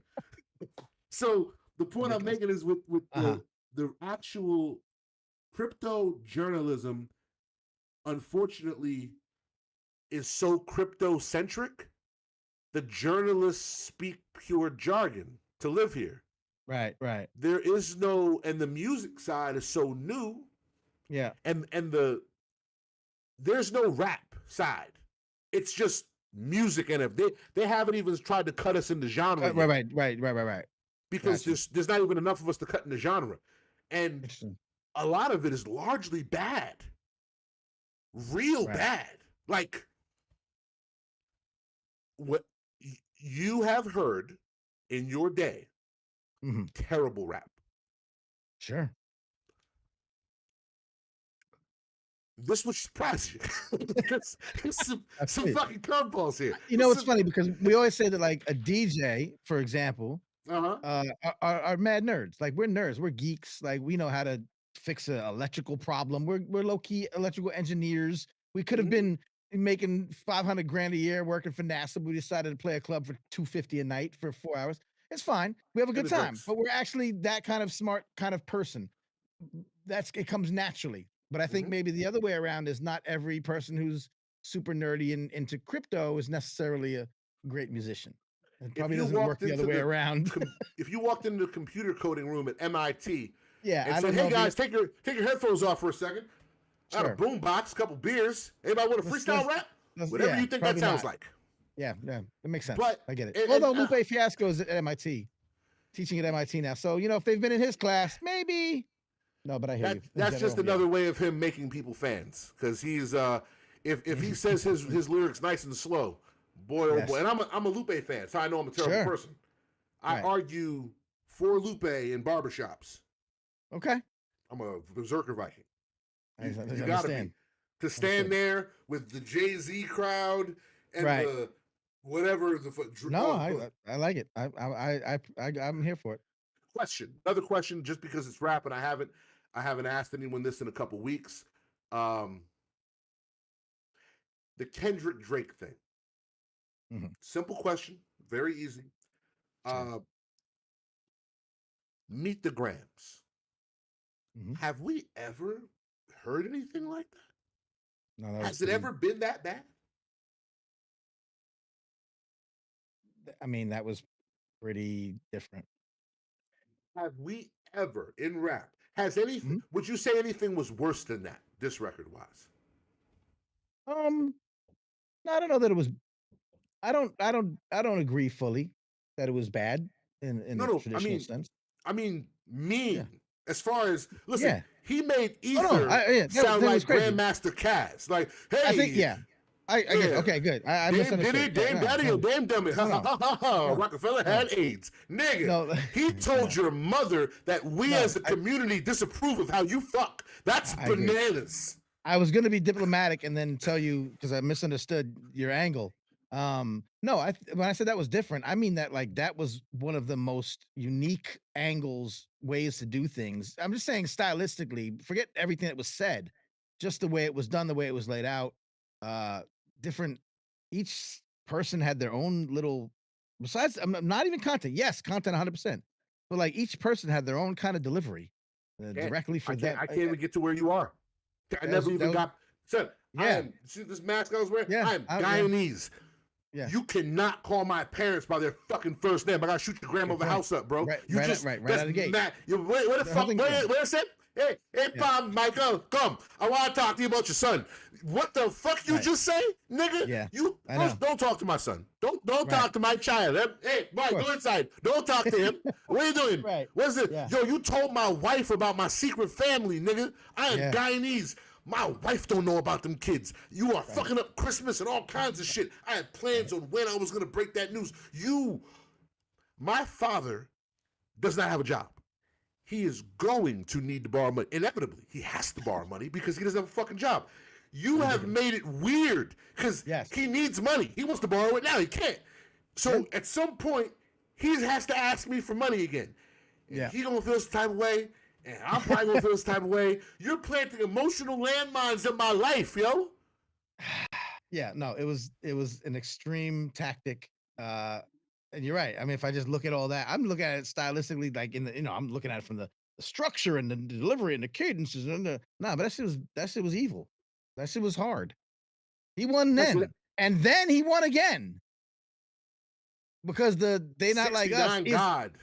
Well, I'm saying the they not like us is ether. It's like it's now a cultural moment, and when you get that, Meet the Grams was heavy, but if you weren't like invested in it, you might not have missed, you might not have caught it because there was so much going back and forth. But everybody knows that, and so he won twice in my opinion, and created a cultural like landmark in the pantheon of rap disses. So he put on a shiny suit and snuck into your estate and poisoned the well you get your water from, which is Atlanta. That's also fair. He put on a shiny 100%. Suit and them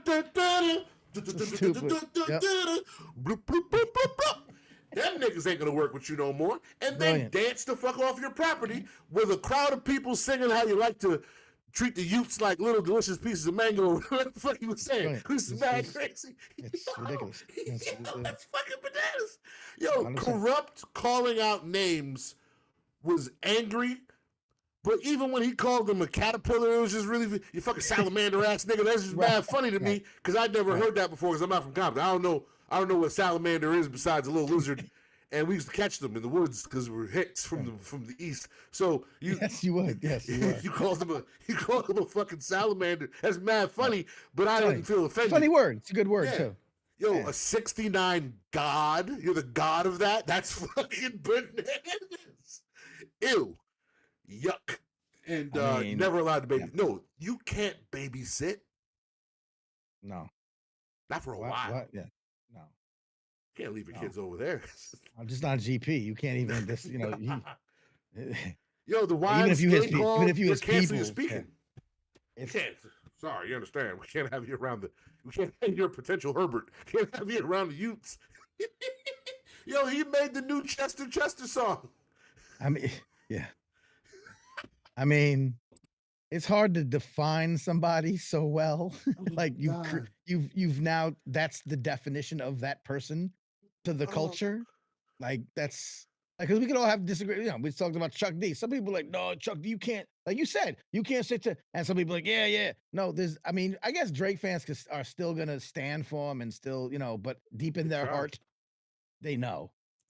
Nah. They know. I realized recently, arguing with some of them, that this means more.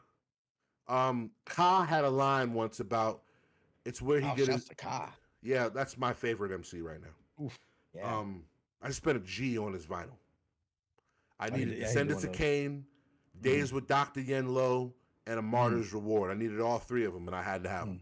So, he is. When people say rap is poetry, I accept it because I'm a rapper and I like nice things said about the thing that I do. But when people say rap is poetry, a part of me smirks and not really. Rap is rap. Yeah, rap is rap.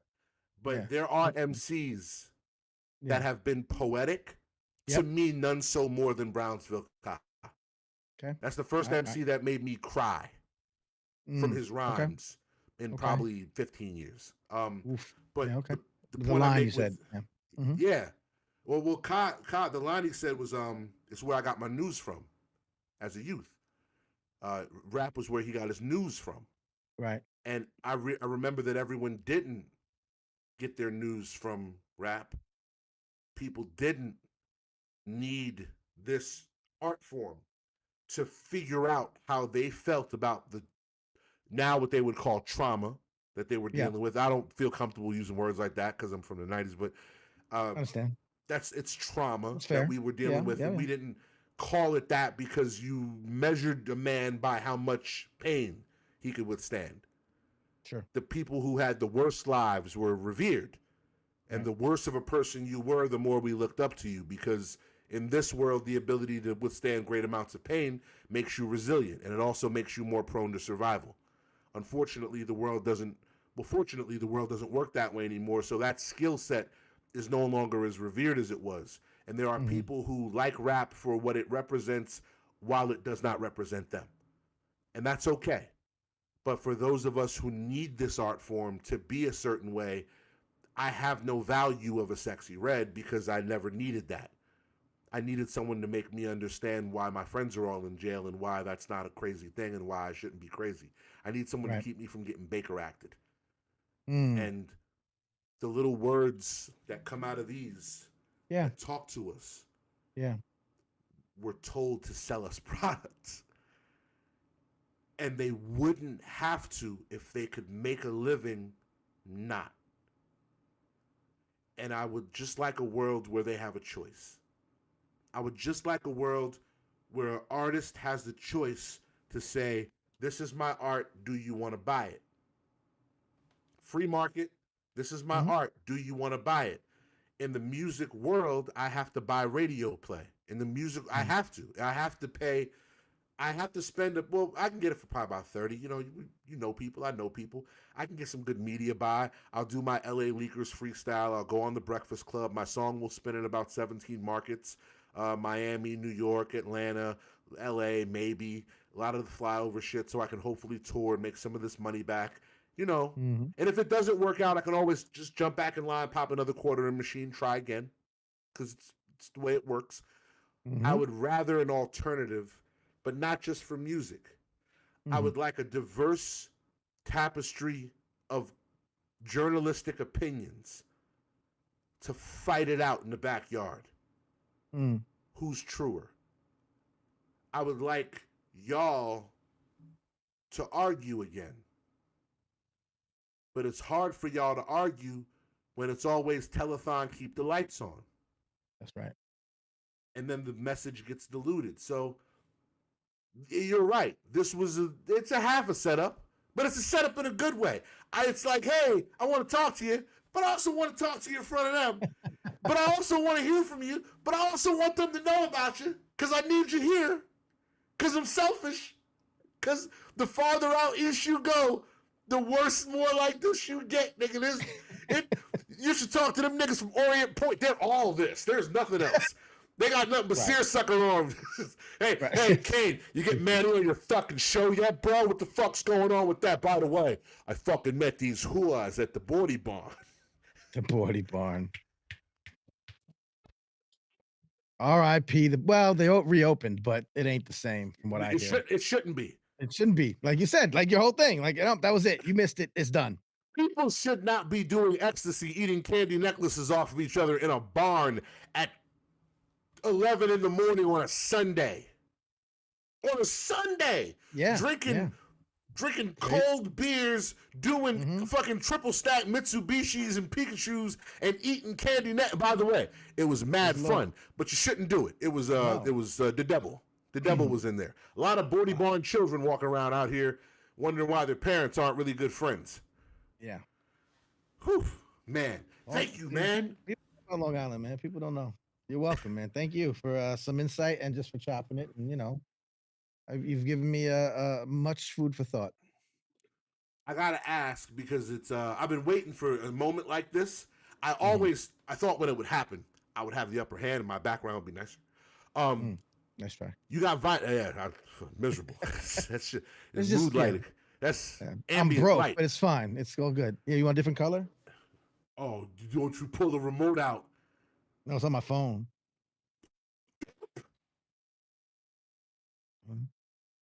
Where's it at? Oh no. See, God. look, I try to play myself. Okay. Oh no, I lost a connection. You're lucky. Thank God.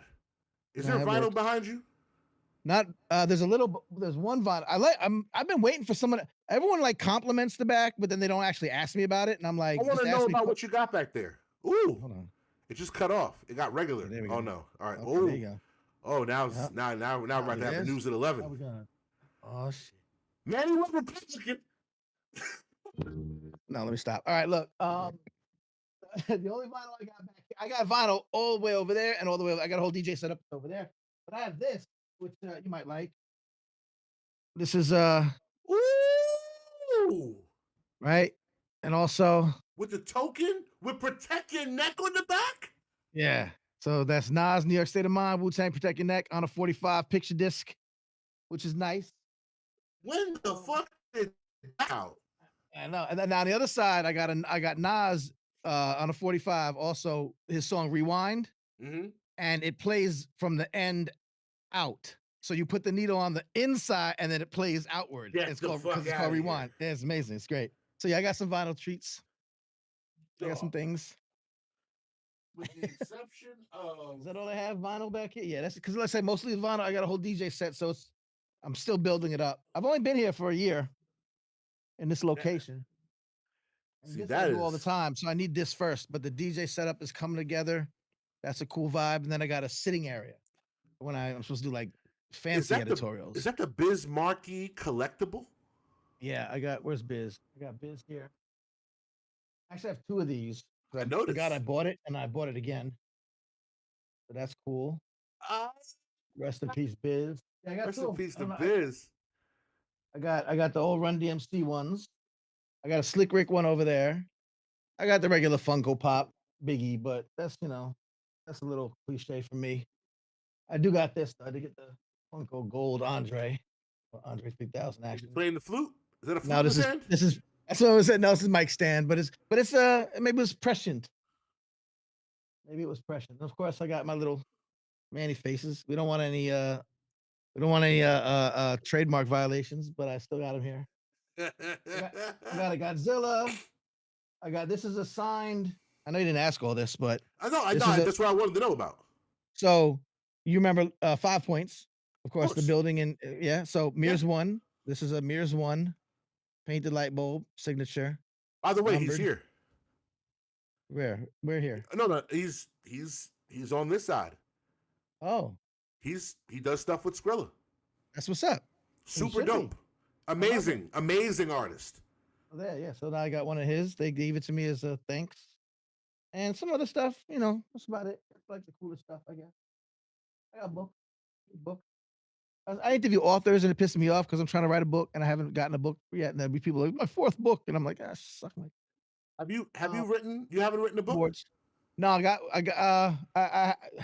a book is coming. I haven't announced exactly what's going on. I've been writing a book, but also like I had an agent and then I was almost got a deal and I wanted to do it that way. I didn't want to go self-publish. I wanted to kind of, have that oomph behind it. And then I threw another idea out there and that's going to be coming to fruition. So, but I don't want to say anything yet just because I want to make it special. But there's a book coming. So that's I know that's it. journalist vinyl. So if you ever if it comes down to it, and Mhm, money is the problem with book, mhm. this is where you come.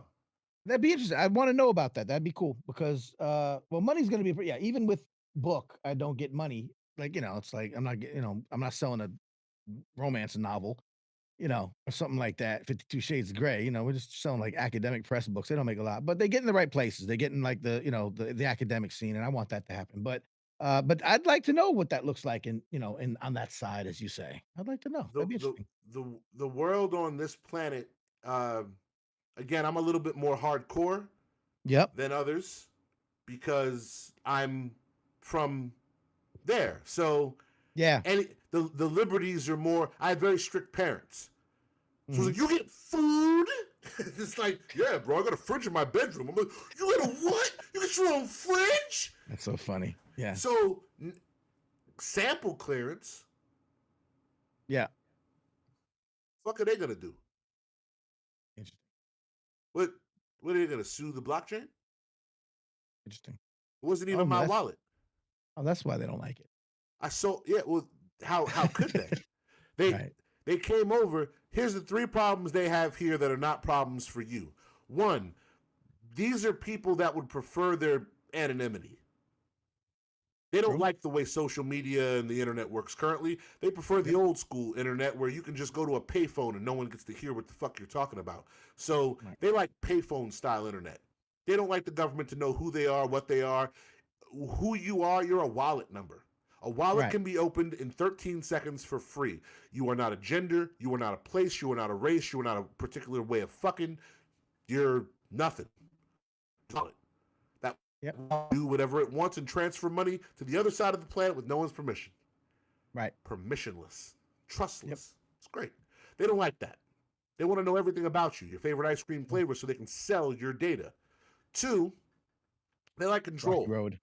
Yeah, if I sample, and I had this conversation with the music people. I had this conversation with my buddy from Warner Brothers, and I said, if I sampled one of your artists and you found out about it, what the fuck you gonna do? And he's like, Right. well, I don't know why it's so aggressive. You know why it's aggressive. You're my friend, but let's not pretend we don't know what each other is. Fuck Okay. are you gonna do about it? Yeah. Yeah, I snatched your chain, and Right. you're gonna come get it from who? I didn't snatch your chain in Brooklyn with his cameras. I snatched your chain in the mountains of Azerbaijan. There's a Right. village up there. We all look the same to y'all. You couldn't tell who snatched your chain. When you get there, what's up? Chain? No one knows anything. What are you Right. gonna do about it? You gonna bomb the village? You can't. It's a different Right. country. You ain't got jurisdiction here. Fuck your cops. I snatched your chain. So what?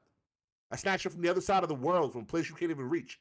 And if you get here and let's just say you find me, go, it was him. He snatched my chain. And I go, Right. oh, because of my no. I just bought this coat and hat from the man. Where did he go? I sold that wallet 8 months ago. Right. Right. I'm KaneMayfield, yeah, but someone wanted to buy it. They offered me some crypto. I took it. Right. You expect us to believe you sold your wallet? Can you prove I didn't? Right. So go find the Right. nigga that Right. bought it and sue him. So now, Matt, I was gonna ask now, Please. because the original artist has given their rights to the record company that you sampled from, you're jacking it from the record company, but the original artist never got any of that either.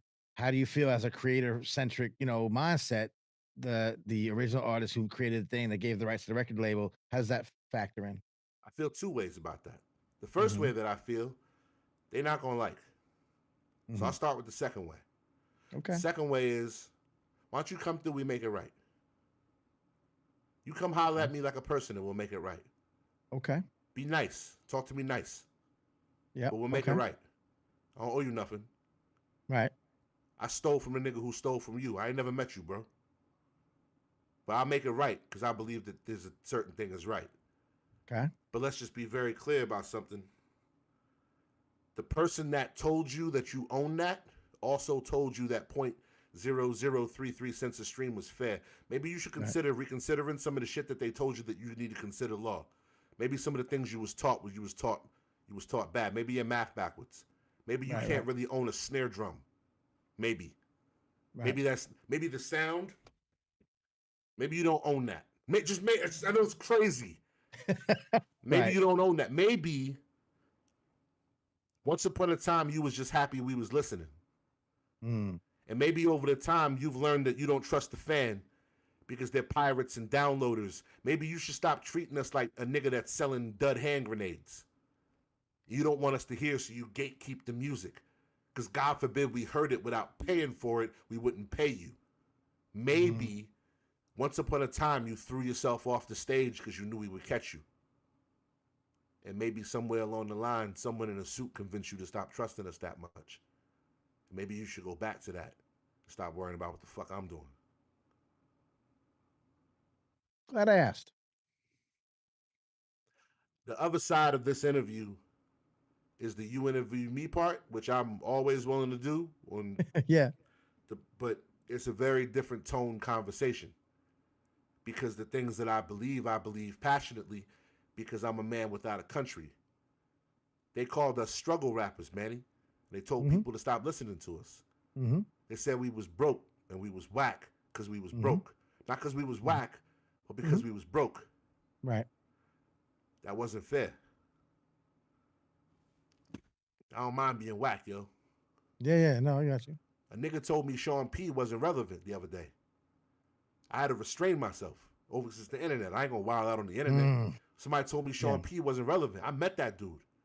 He was nice to me. He told me a story about how his wife used to Febreze everything. Shouts to Bernadette. Shouts to Bernadette. I brought tech to the blockchain from Smith & Wesson.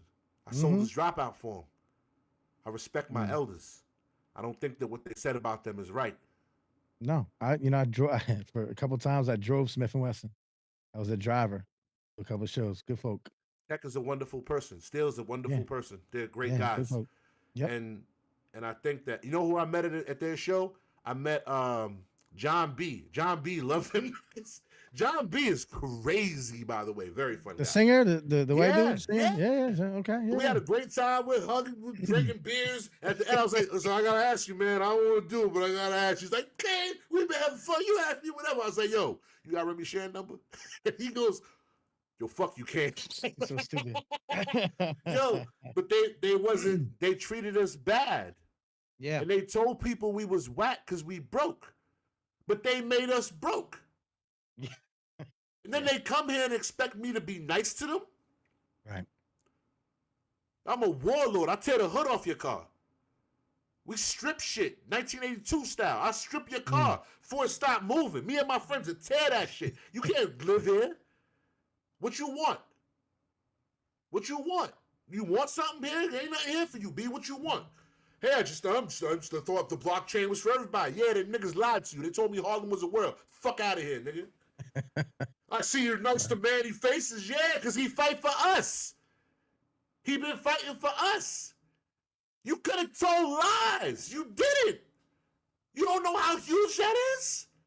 You could have lied, Manny. You could have lied for money and you didn't.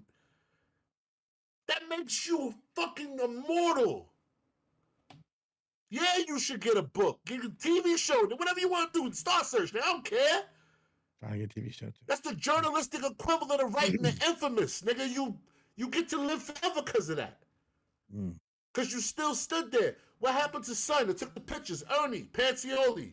Ernie, I always say his last name wrong. Panicoli. Panicoli. He's been on my show. I had him on. We supposed to just forget him? Right. No, that's why I had him on the show. I don't forget him. We put him on the show. They got to put him somewhere. Someone got to put him somewhere. Yeah. So what do you didn't do it to get nothing? No. So you should get something. You put yourself last. So the community puts you first. The preacher got to eat. Why? Because he feeds your soul every Sunday. So he get to eat before you.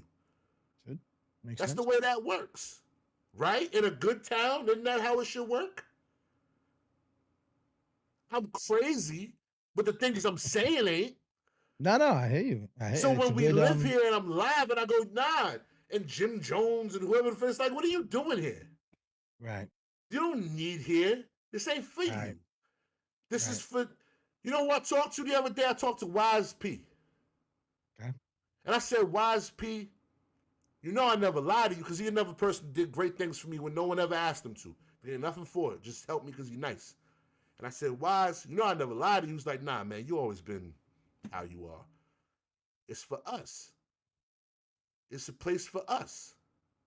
And because it's a place for us, they want it. But it ain't for them. They ain't supposed to have it. The people here appreciate you for telling the truth. They appreciate you for bringing them the real. They need you to discern for them because they're busy and they're distracted and they need someone to say it's okay to not gamble. It's okay to love culture more than the one you see outside. It's okay to rep here. It's okay to hip hop. Because that's all you're saying is it's okay to be hip hop. Right. This place is hip hop. They just don't know it. That's why they needed you to explain it to them without cursing as much as I do. And also the dick jokes. Because, you know, a good dick joke. Yeah. The school to pipeline. Yo, Let's that's not forget. Still, ew. Because he was that. I don't think Puffy I gotta was make sure Herbert. if I hear somewhere else, I know that they've eavesdropping. No, dude. Yeah, that. It's classic. But yo, I want to thank you for coming through. I don't want to monopolize all your time, but I do want to say that this place is a good place, and you're always welcome to come back.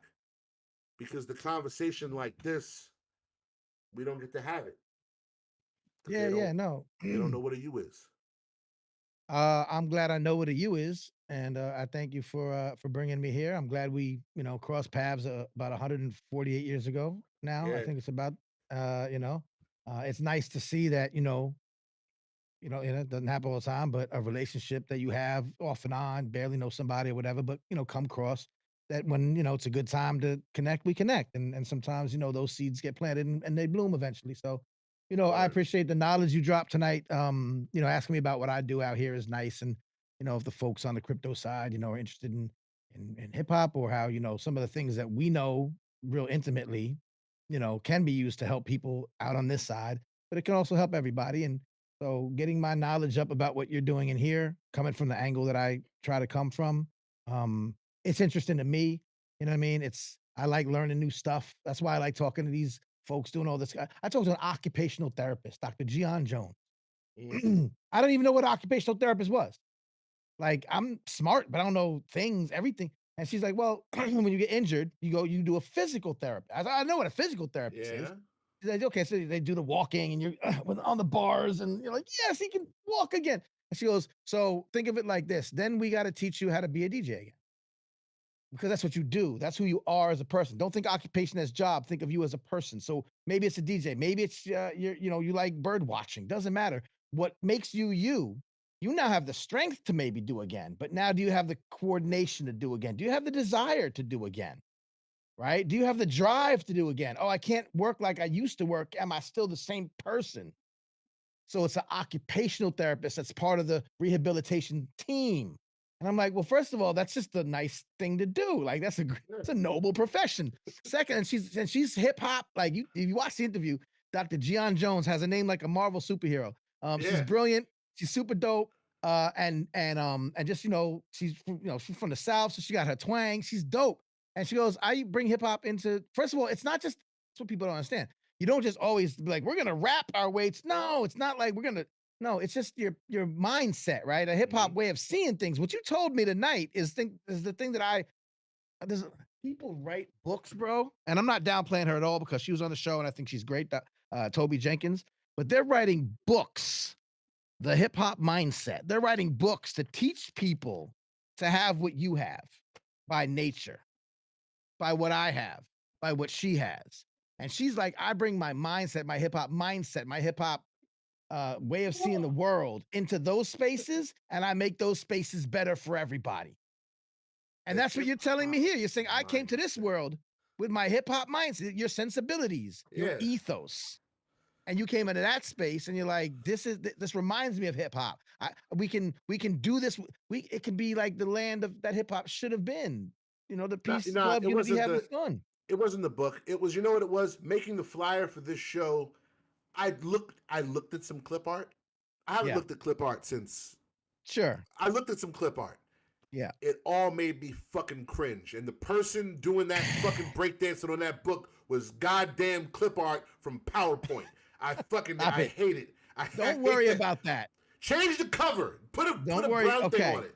Don't worry about that. And I'm not saying you're totally wrong. I'm not. And again, me and Nat, we have we have these talks often, and it's like, at what point is it not authentic anymore? Is it, what time are you trying to pimp it? Like, I get it, but I'm also very conscious of that. And so I'm trying to find the middle ground. So I would come into your world saying, all right, let me really understand what's going on here, because I'm not falling for the okey doke. I It want the took ink. my own son. You know how long I bought GameStop shares, but I don't want to. I don't care. But I wasn't falling for that. I wasn't all in. So I'm skeptical by nature, but I also understand that I don't know what I don't know. So I'd love to learn more. I'd love to see how that whole mentality comes into play on your side of things there for hip hop, for music, but for humanity. I'm about uplifting humanity, The, and if my way in is through a hip hop guy, then that fits my whole ethos even better. the So we don't. crypto side of it, the player versus player, Gordon Gecko trader side of it, Yeah, ain't where you're gonna find your steak and eggs. yeah, I that didn't makes find sense. my steak and eggs there, and I have a trader background. I just don't have a trader personality. I did Right. that for work because I'm Yeah. programmable, Yeah. and I'm like, Yeah. I'm the You kind of get it. people youth gangs are looking for because I'll just do Right. whatever I'm told. You get in where you fit in. Yeah. So Mm. while I'm good at that, I'm Yeah. not that instinctively. Instinctively, Yeah. I'm a fun guy. I want to have fun and Yeah. make jokes and do Yeah. art and express myself. So Yep. I found my home on the art side of the space. And Yeah. what I have to remind the art people is, hey man, you don't have to do that, right? Mm. Well, it's crypto, you kind of, hey man, you don't have to gamble, right? You ain't got to shoot Interesting. dice to live here. Interesting. Just Right. because it's the hood and there's people shooting dice on the corner, don't mean you got to be one of them. The little girl over there hopscotching, she ain't shooting dice. Son over there Right. just watch his car. He's Yeah. there. He don't shoot dice. And yeah, everyone knows the dice shooting block. Some of us just live. Some people Yeah. to gamble, but I just live here, B. So I don't want to shoot Yeah. CeeLo in the back because sometimes people lose money and they get hurt. Niggas get jumped back there. Some people get Right. robbed back there. You know people Right. get robbed back there. I know it. Right. I Right. know who robbed them. I can't say Right. nothing because it's not my business, but I live here. So what I say is, yo, what you going over there for? Well, people say this is how you got to get into the neighborhood. Nah, Mm. that's how you got to gamble in the neighborhood. You make art. Why don't you come over here? We painting in the back, talking about artwork. And Right. I think they would be interested to hear some of the things you have to say and some of your takes because you've been around enough culture to be it. So Yeah. now you are Yeah. culture and you can reflect what you see. Your vision is worth more than your gambling dollar. Yeah. Your experience is what is beneficial here. The wise owl who sees it coming from a mile away. That's more important. We don't have to be more than what we are here. And that's what makes me happy to be here. I never had to be more than what I just was. Yeah. That's why I'm passionate. And when they come over here and my stomach turns, there's a guy in the audience here named Easy in Crypto. He was one of the first people I met here. And I'm I've seen gonna that name. I'm Probably gonna introduce you Clubhouse to him. days. Yeah, definitely. Mhm. And I'm gonna tell you what I told him. I said, get me off this fucking beach. Mm. And he looked at me and he said, I don't understand. And I said, y'all niggas is Indians. Mm. That's why I look how you live. Y'all Indians. Bunch of Algonquins. Fucking Mhm. trading wampum and shit. It's beautiful. But there's boats coming from there. And when England get here, I can't be here. Because they'll put Right. me back in the same position I was in. So I need you to Right. get me off this beach. Take me as far west as you know how to go. I'll make friends along the way. But I Right. gotta get off this beach. And we started walking. This is 2021. When I wrote that letter, me and him was walking. And I looked back over my shoulder and I saw Snoop Dogg starts a Metaverse record label. Here we go. Gotta keep walking. Here we go. Crypto.com Stadium. That's not right. Gotta keep walking. Hey, Time Warner is now partnered with Tezos for the One Of platform with Doja Cat and Chief Keef, the real artists. They told us, the locals, they came here and told the local musicians, we're here, we're gonna bring the real artist. Like Right. Chief We're here Keef. now. Yeah. So we got this covered, everybody. Yeah. And I said, yo, man, thank you. And he goes, see, Kane gets it. I was like, thank you for telling me. I just like my enemies to be identified like that. Like, man, a lot of people don't have the courage to do what you're doing. Say, hey, guys, Blood Dorm, huh? What's up? Hoover. Man, I respect that. You got to run your fades, though. So, you ready? and we beat the shit out of them every chance we got. We close down bad actors because we have the power. The power is and always has been with the people. They just do a good job making us forget about it. Yep. But I wanna wrap it there and say, man, one, I could talk to you for longer periods of time than is probably normal or healthy. Two, we can do it again. I'm here whenever you're ready to talk. Off air, I'm always here. Oh yeah. Same thing. And Absolutely. please send me your address. Okay. I'm gonna mail you the vinyl tomorrow. I gotta do a mail drop anyway, and yours will be in there. I will do that. I appreciate that. That convo struck me good. I was just around my public. Yeah, it was just when public school was starting. That's when he gave me this show, by the way.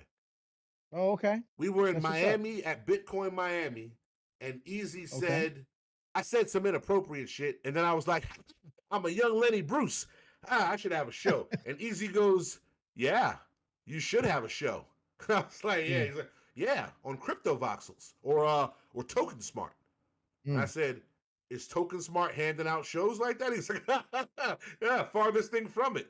But you know the right people. And then he laughed real weird. And I was like, that was fucking creepy. And then 2 days later, I'm in a DM on Discord with Sandy and all the people from Token Smart. And we'd love for Kane to have a show. What are you going to call it? And I was like, I don't know, man. I went to public school. This shit is way out of my league. And then we called it public school. And it's been since July of 21. I've been here doing this. And there's been some very illustrious guests. And sometimes the crowd's huge. And sometimes the crowd's small and intimate like it is today. But when I'm really lucky, is when we get to have a conversation like this, man. And I want to thank you for coming. I want to thank you for showing me your very Republican lighting now, which you've changed it. Oh, I can't do that. Hold on. Jesus. Where's my libertarian lighting? I don't think I have. Do you have some of that? What is that? I don't know what yellow. I don't know what color. Yeah, libertarian. Fantasy. Yeah, fantasy. It's a fantasy. There you go. Yeah, it's fantasy because there's no libertarian army. By the way, they really get pissed off when I'm like, so when you're a libertarian and you're living in Libertaria, and me and I don't know, let's say 70,000 of my friends, we want your river. What do you do about it? He's like, well, see the government. See what happened is no. That's why your shit is no different than communism. It sounds real nice on paper, but ultimately, we just need a less player versus player version of what we got. Interesting. I like it. Just don't have to crash into each other. You making $1 doesn't mean I had to lose one. Oh, now you got now you're doing fucking club space. Hold on. Wait a sec. I gotta go. Is it Sound Factory? Oh, no, it's the police. No. Oh, thank God. Oh, I thought you turned it into Sound Factory.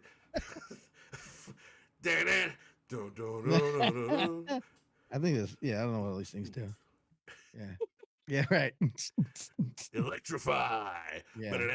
Yo, thank you for coming through, Manny. You're the man. Chat room, please give it up one time for Manny. I'm gonna drop his social. Twitter good for you, or you want me to do Facebook? What's better? Twitter's fine, and everything branches. I think my Linktree link there that has everything I do. So Twitter, I'm just Manny Faces. We also had a nice conversation.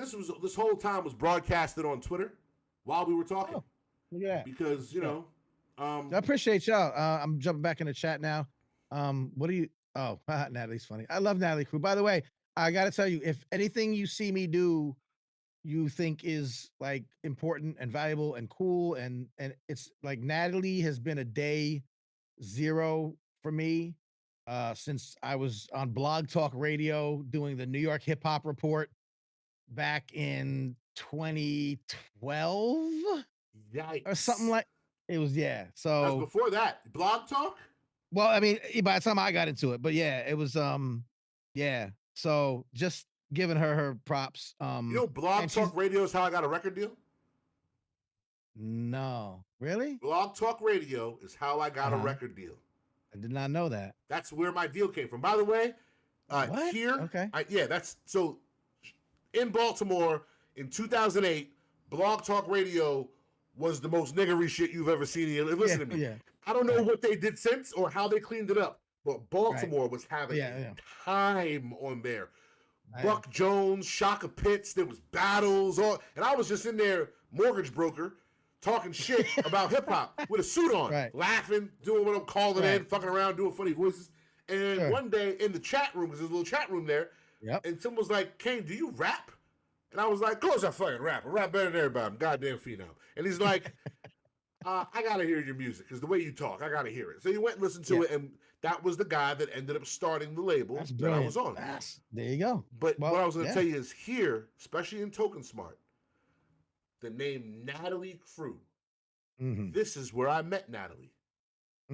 Natalie was one of the first people I met in the space, and they said, hey, Kane, you're pretty cool. You like music. You should know Natalie. I said, what does she do? They said, what does she do? She's Natalie Crew. And I said, well, that's a fun Dr. Seuss fucking rhyme. What the fuck does that? Is she the Grinch nigga? I don't know what that means. Does she like it by the moat with a boat? What the fuck? What, is she Sam I Am? I don't understand what that means. And then she comes around. She's like, you motherfuckers can eat a dick. And I was like, okay, so she's fiery. All right, so this is fun. And then we met, talking, obviously, and I realized that she knew what a brown bag all-star show was. Yes. And that means you're from a special place in a special time, and that means your family. Yep. Like Olive Garden. If you've been to a brown bag all-star show. Yeah. If you know what that is, we can talk. We are good. How can I help you today? We're good. That's it. Yeah. I'm cooking dinner. Would you like to sit? Like, come on in. Amazing. So 100%. I want you to know that she's here. I'm here. You're not coming to a new school by yourself. There's a lot of people here who already think very highly of you that would love to see whatever kind of contributions you can make to this space. So thank you. All right. I appreciate that. And like I said, you've sparked some thought. And if you're asking for, me to lend what I can, then I will not take that lightly. I think I take that seriously. So yeah, let's go. Let's rock. Definitely. If you have two of the biz markets, you want to throw one around, that's just fine. You got two. I might do a giveaway. I might do you got two business. I mean, considering I'm getting record, that's fair. Nobody beats the biz except for generosity. Generosity beats the biz. Yeah. I'm a piece of shit. Generosity, reciprocity beat the biz. I just made myself busy. Also, if you know, like, again, like, if you know, like, nobody beats the biz, the song, but if you know that it comes from the commercial, which was the Wiz, nobody beats the Wiz. Then you come from a special place too. I still do the PC Richards whistle. Yes, indeed, of course. I would actually put that on my soundboard next time. You know what you need? There's a promo clip on YouTube of Uncle Phil's. Oh. Uncle Phil's Record and Tape Traders has a commercial. Wow. And it's crazy. I almost sampled it like 3 times. Oh, wow. So all right.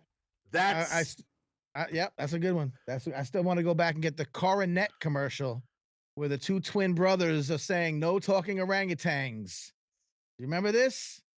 Oh, the Coronet toy store? Yeah. That's Long Island hard trivia right there. Whatever happened to Woolworths, man? Anyway, listen, I had a Woolworths. We had a Woolworths. Yeah, decent G.I. Joes. So thank you very much. There is no rug wheel because there is no Dragonade, Easy. I know you were coming here hoping to win some box. By the way, this box that they want to win. Nice box. Thank you. That's what he said. When you open it, and it has all the stickers and all the OJ Dart and all the stuff in there. This box has 5 panels of AR that I can change whenever I want. I love that. So there's an app called Artivive. You download it, and when you scan this box or this side or the record or whatever, what happens is it comes to life and plays those songs, but I can change it. And it can play other songs. It can give coupon codes for merch. I can change it to just me sitting here as a video and say, hey, thanks for tuning in. Here's what's happening next on this. I can turn it into a method of communication with my core fan base. When in the back of the cassette, you could join the boot camp clique.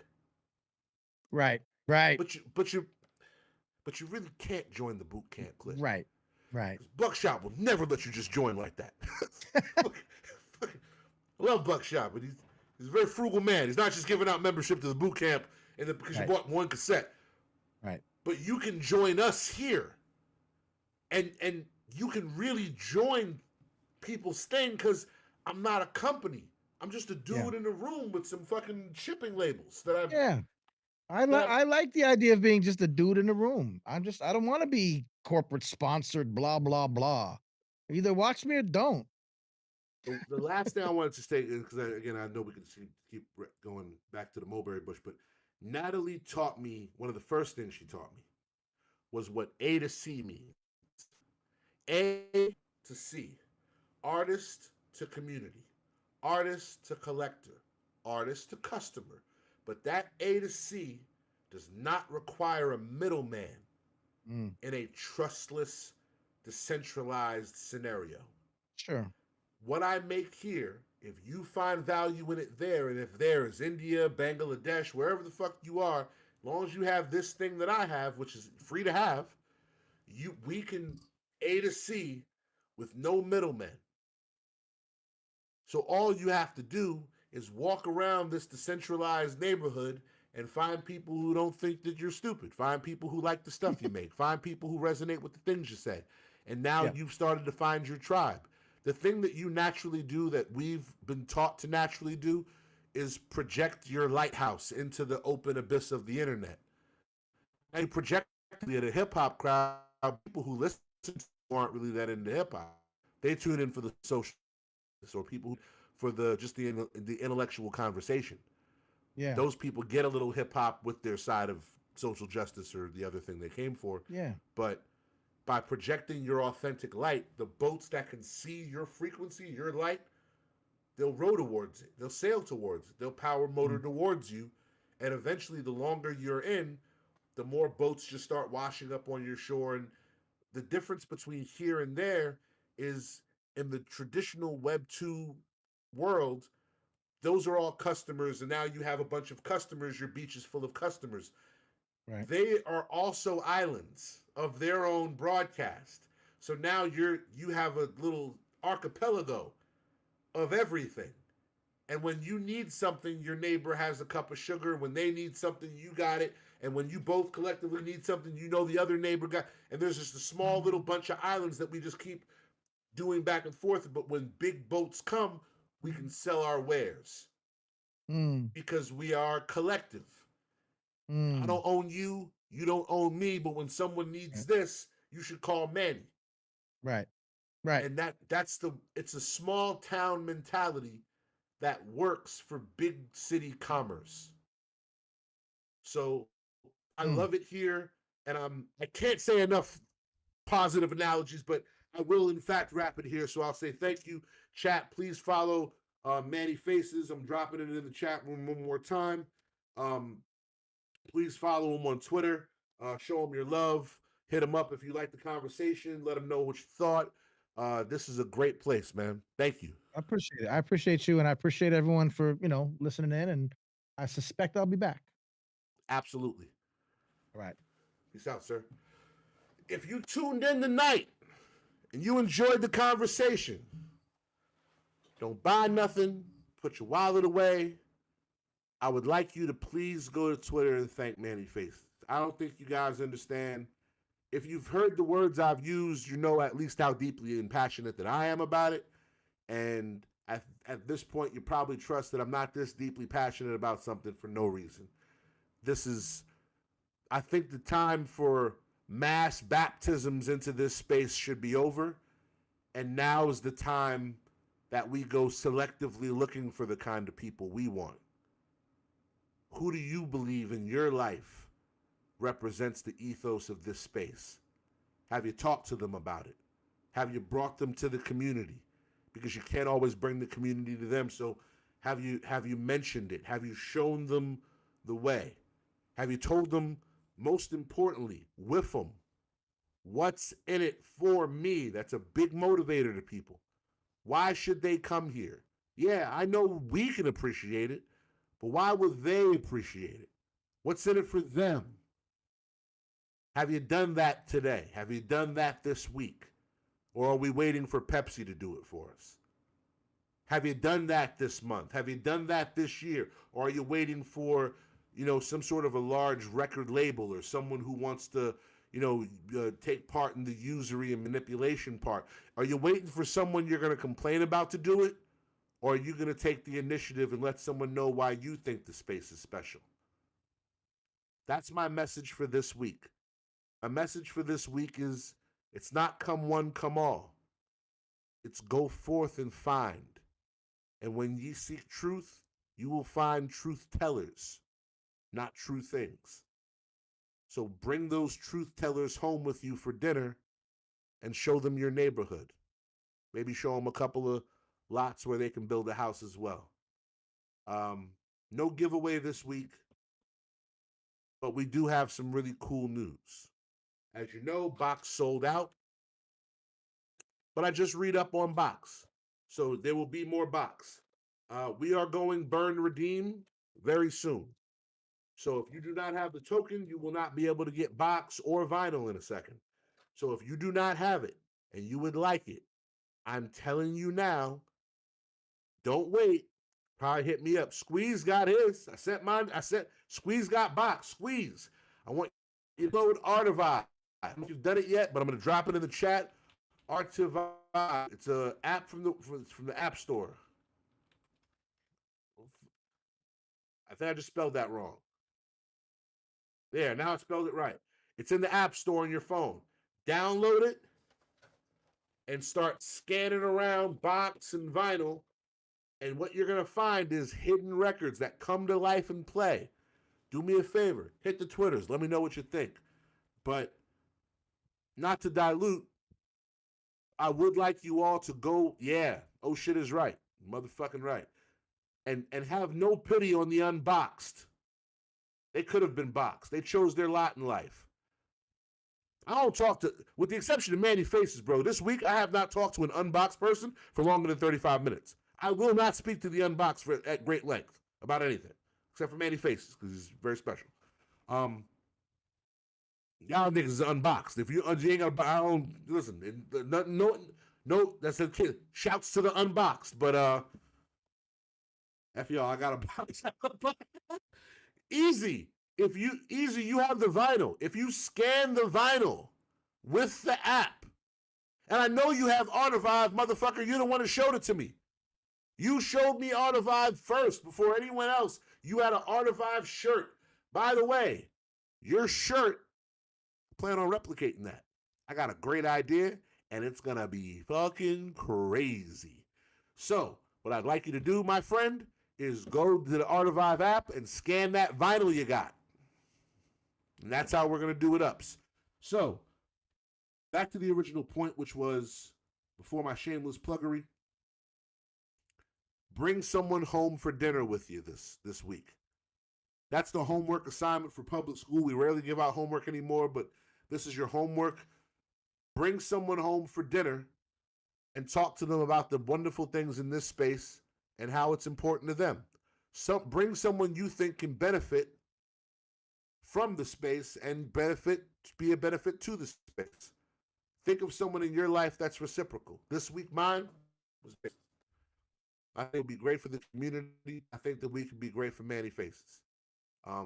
I would like to see you all do that similar homework and go out and find someone who you feel as though could benefit. Next week, we'll be back with some great news.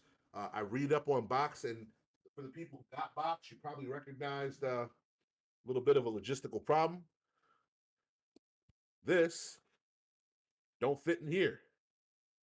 That's because public school, and I don't, fucking measure things well. Pause. So the next box, the actual sleeve will be able to fit in the box. I ordered it an inch bigger. Ayo. So now, box will be and to be able to properly isolate the record.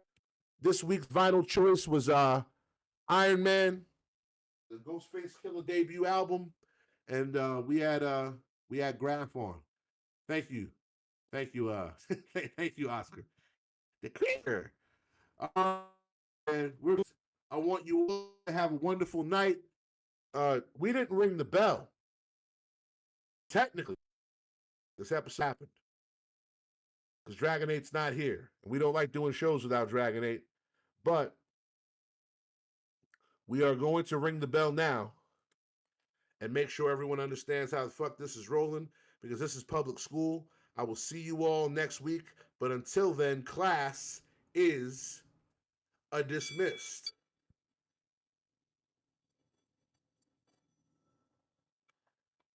Did it ring? Wait, did it ring? Who's on Farcaster? Oscar keeps trying to get me on Farcaster. Is it ringing? I know it's a short ring. Dragon 8 is the only one that is in possession of the absolutely long, annoying fucking 78-minute long fucking school bell ring. That's just so ridiculous. Calling 2022 CR 6496 State of Texas. Now you know that I like watching court cam and body cam footage. Now you got a peek in my algorithm. All right, listen, no more showing off my algorithm. Thank you all for tuning in. Class is dismissed. I'll see you all next week. Shouts to me on Twitter. I will do a clubhouse room maybe a little bit later tonight. I'll see you all later. Peace out.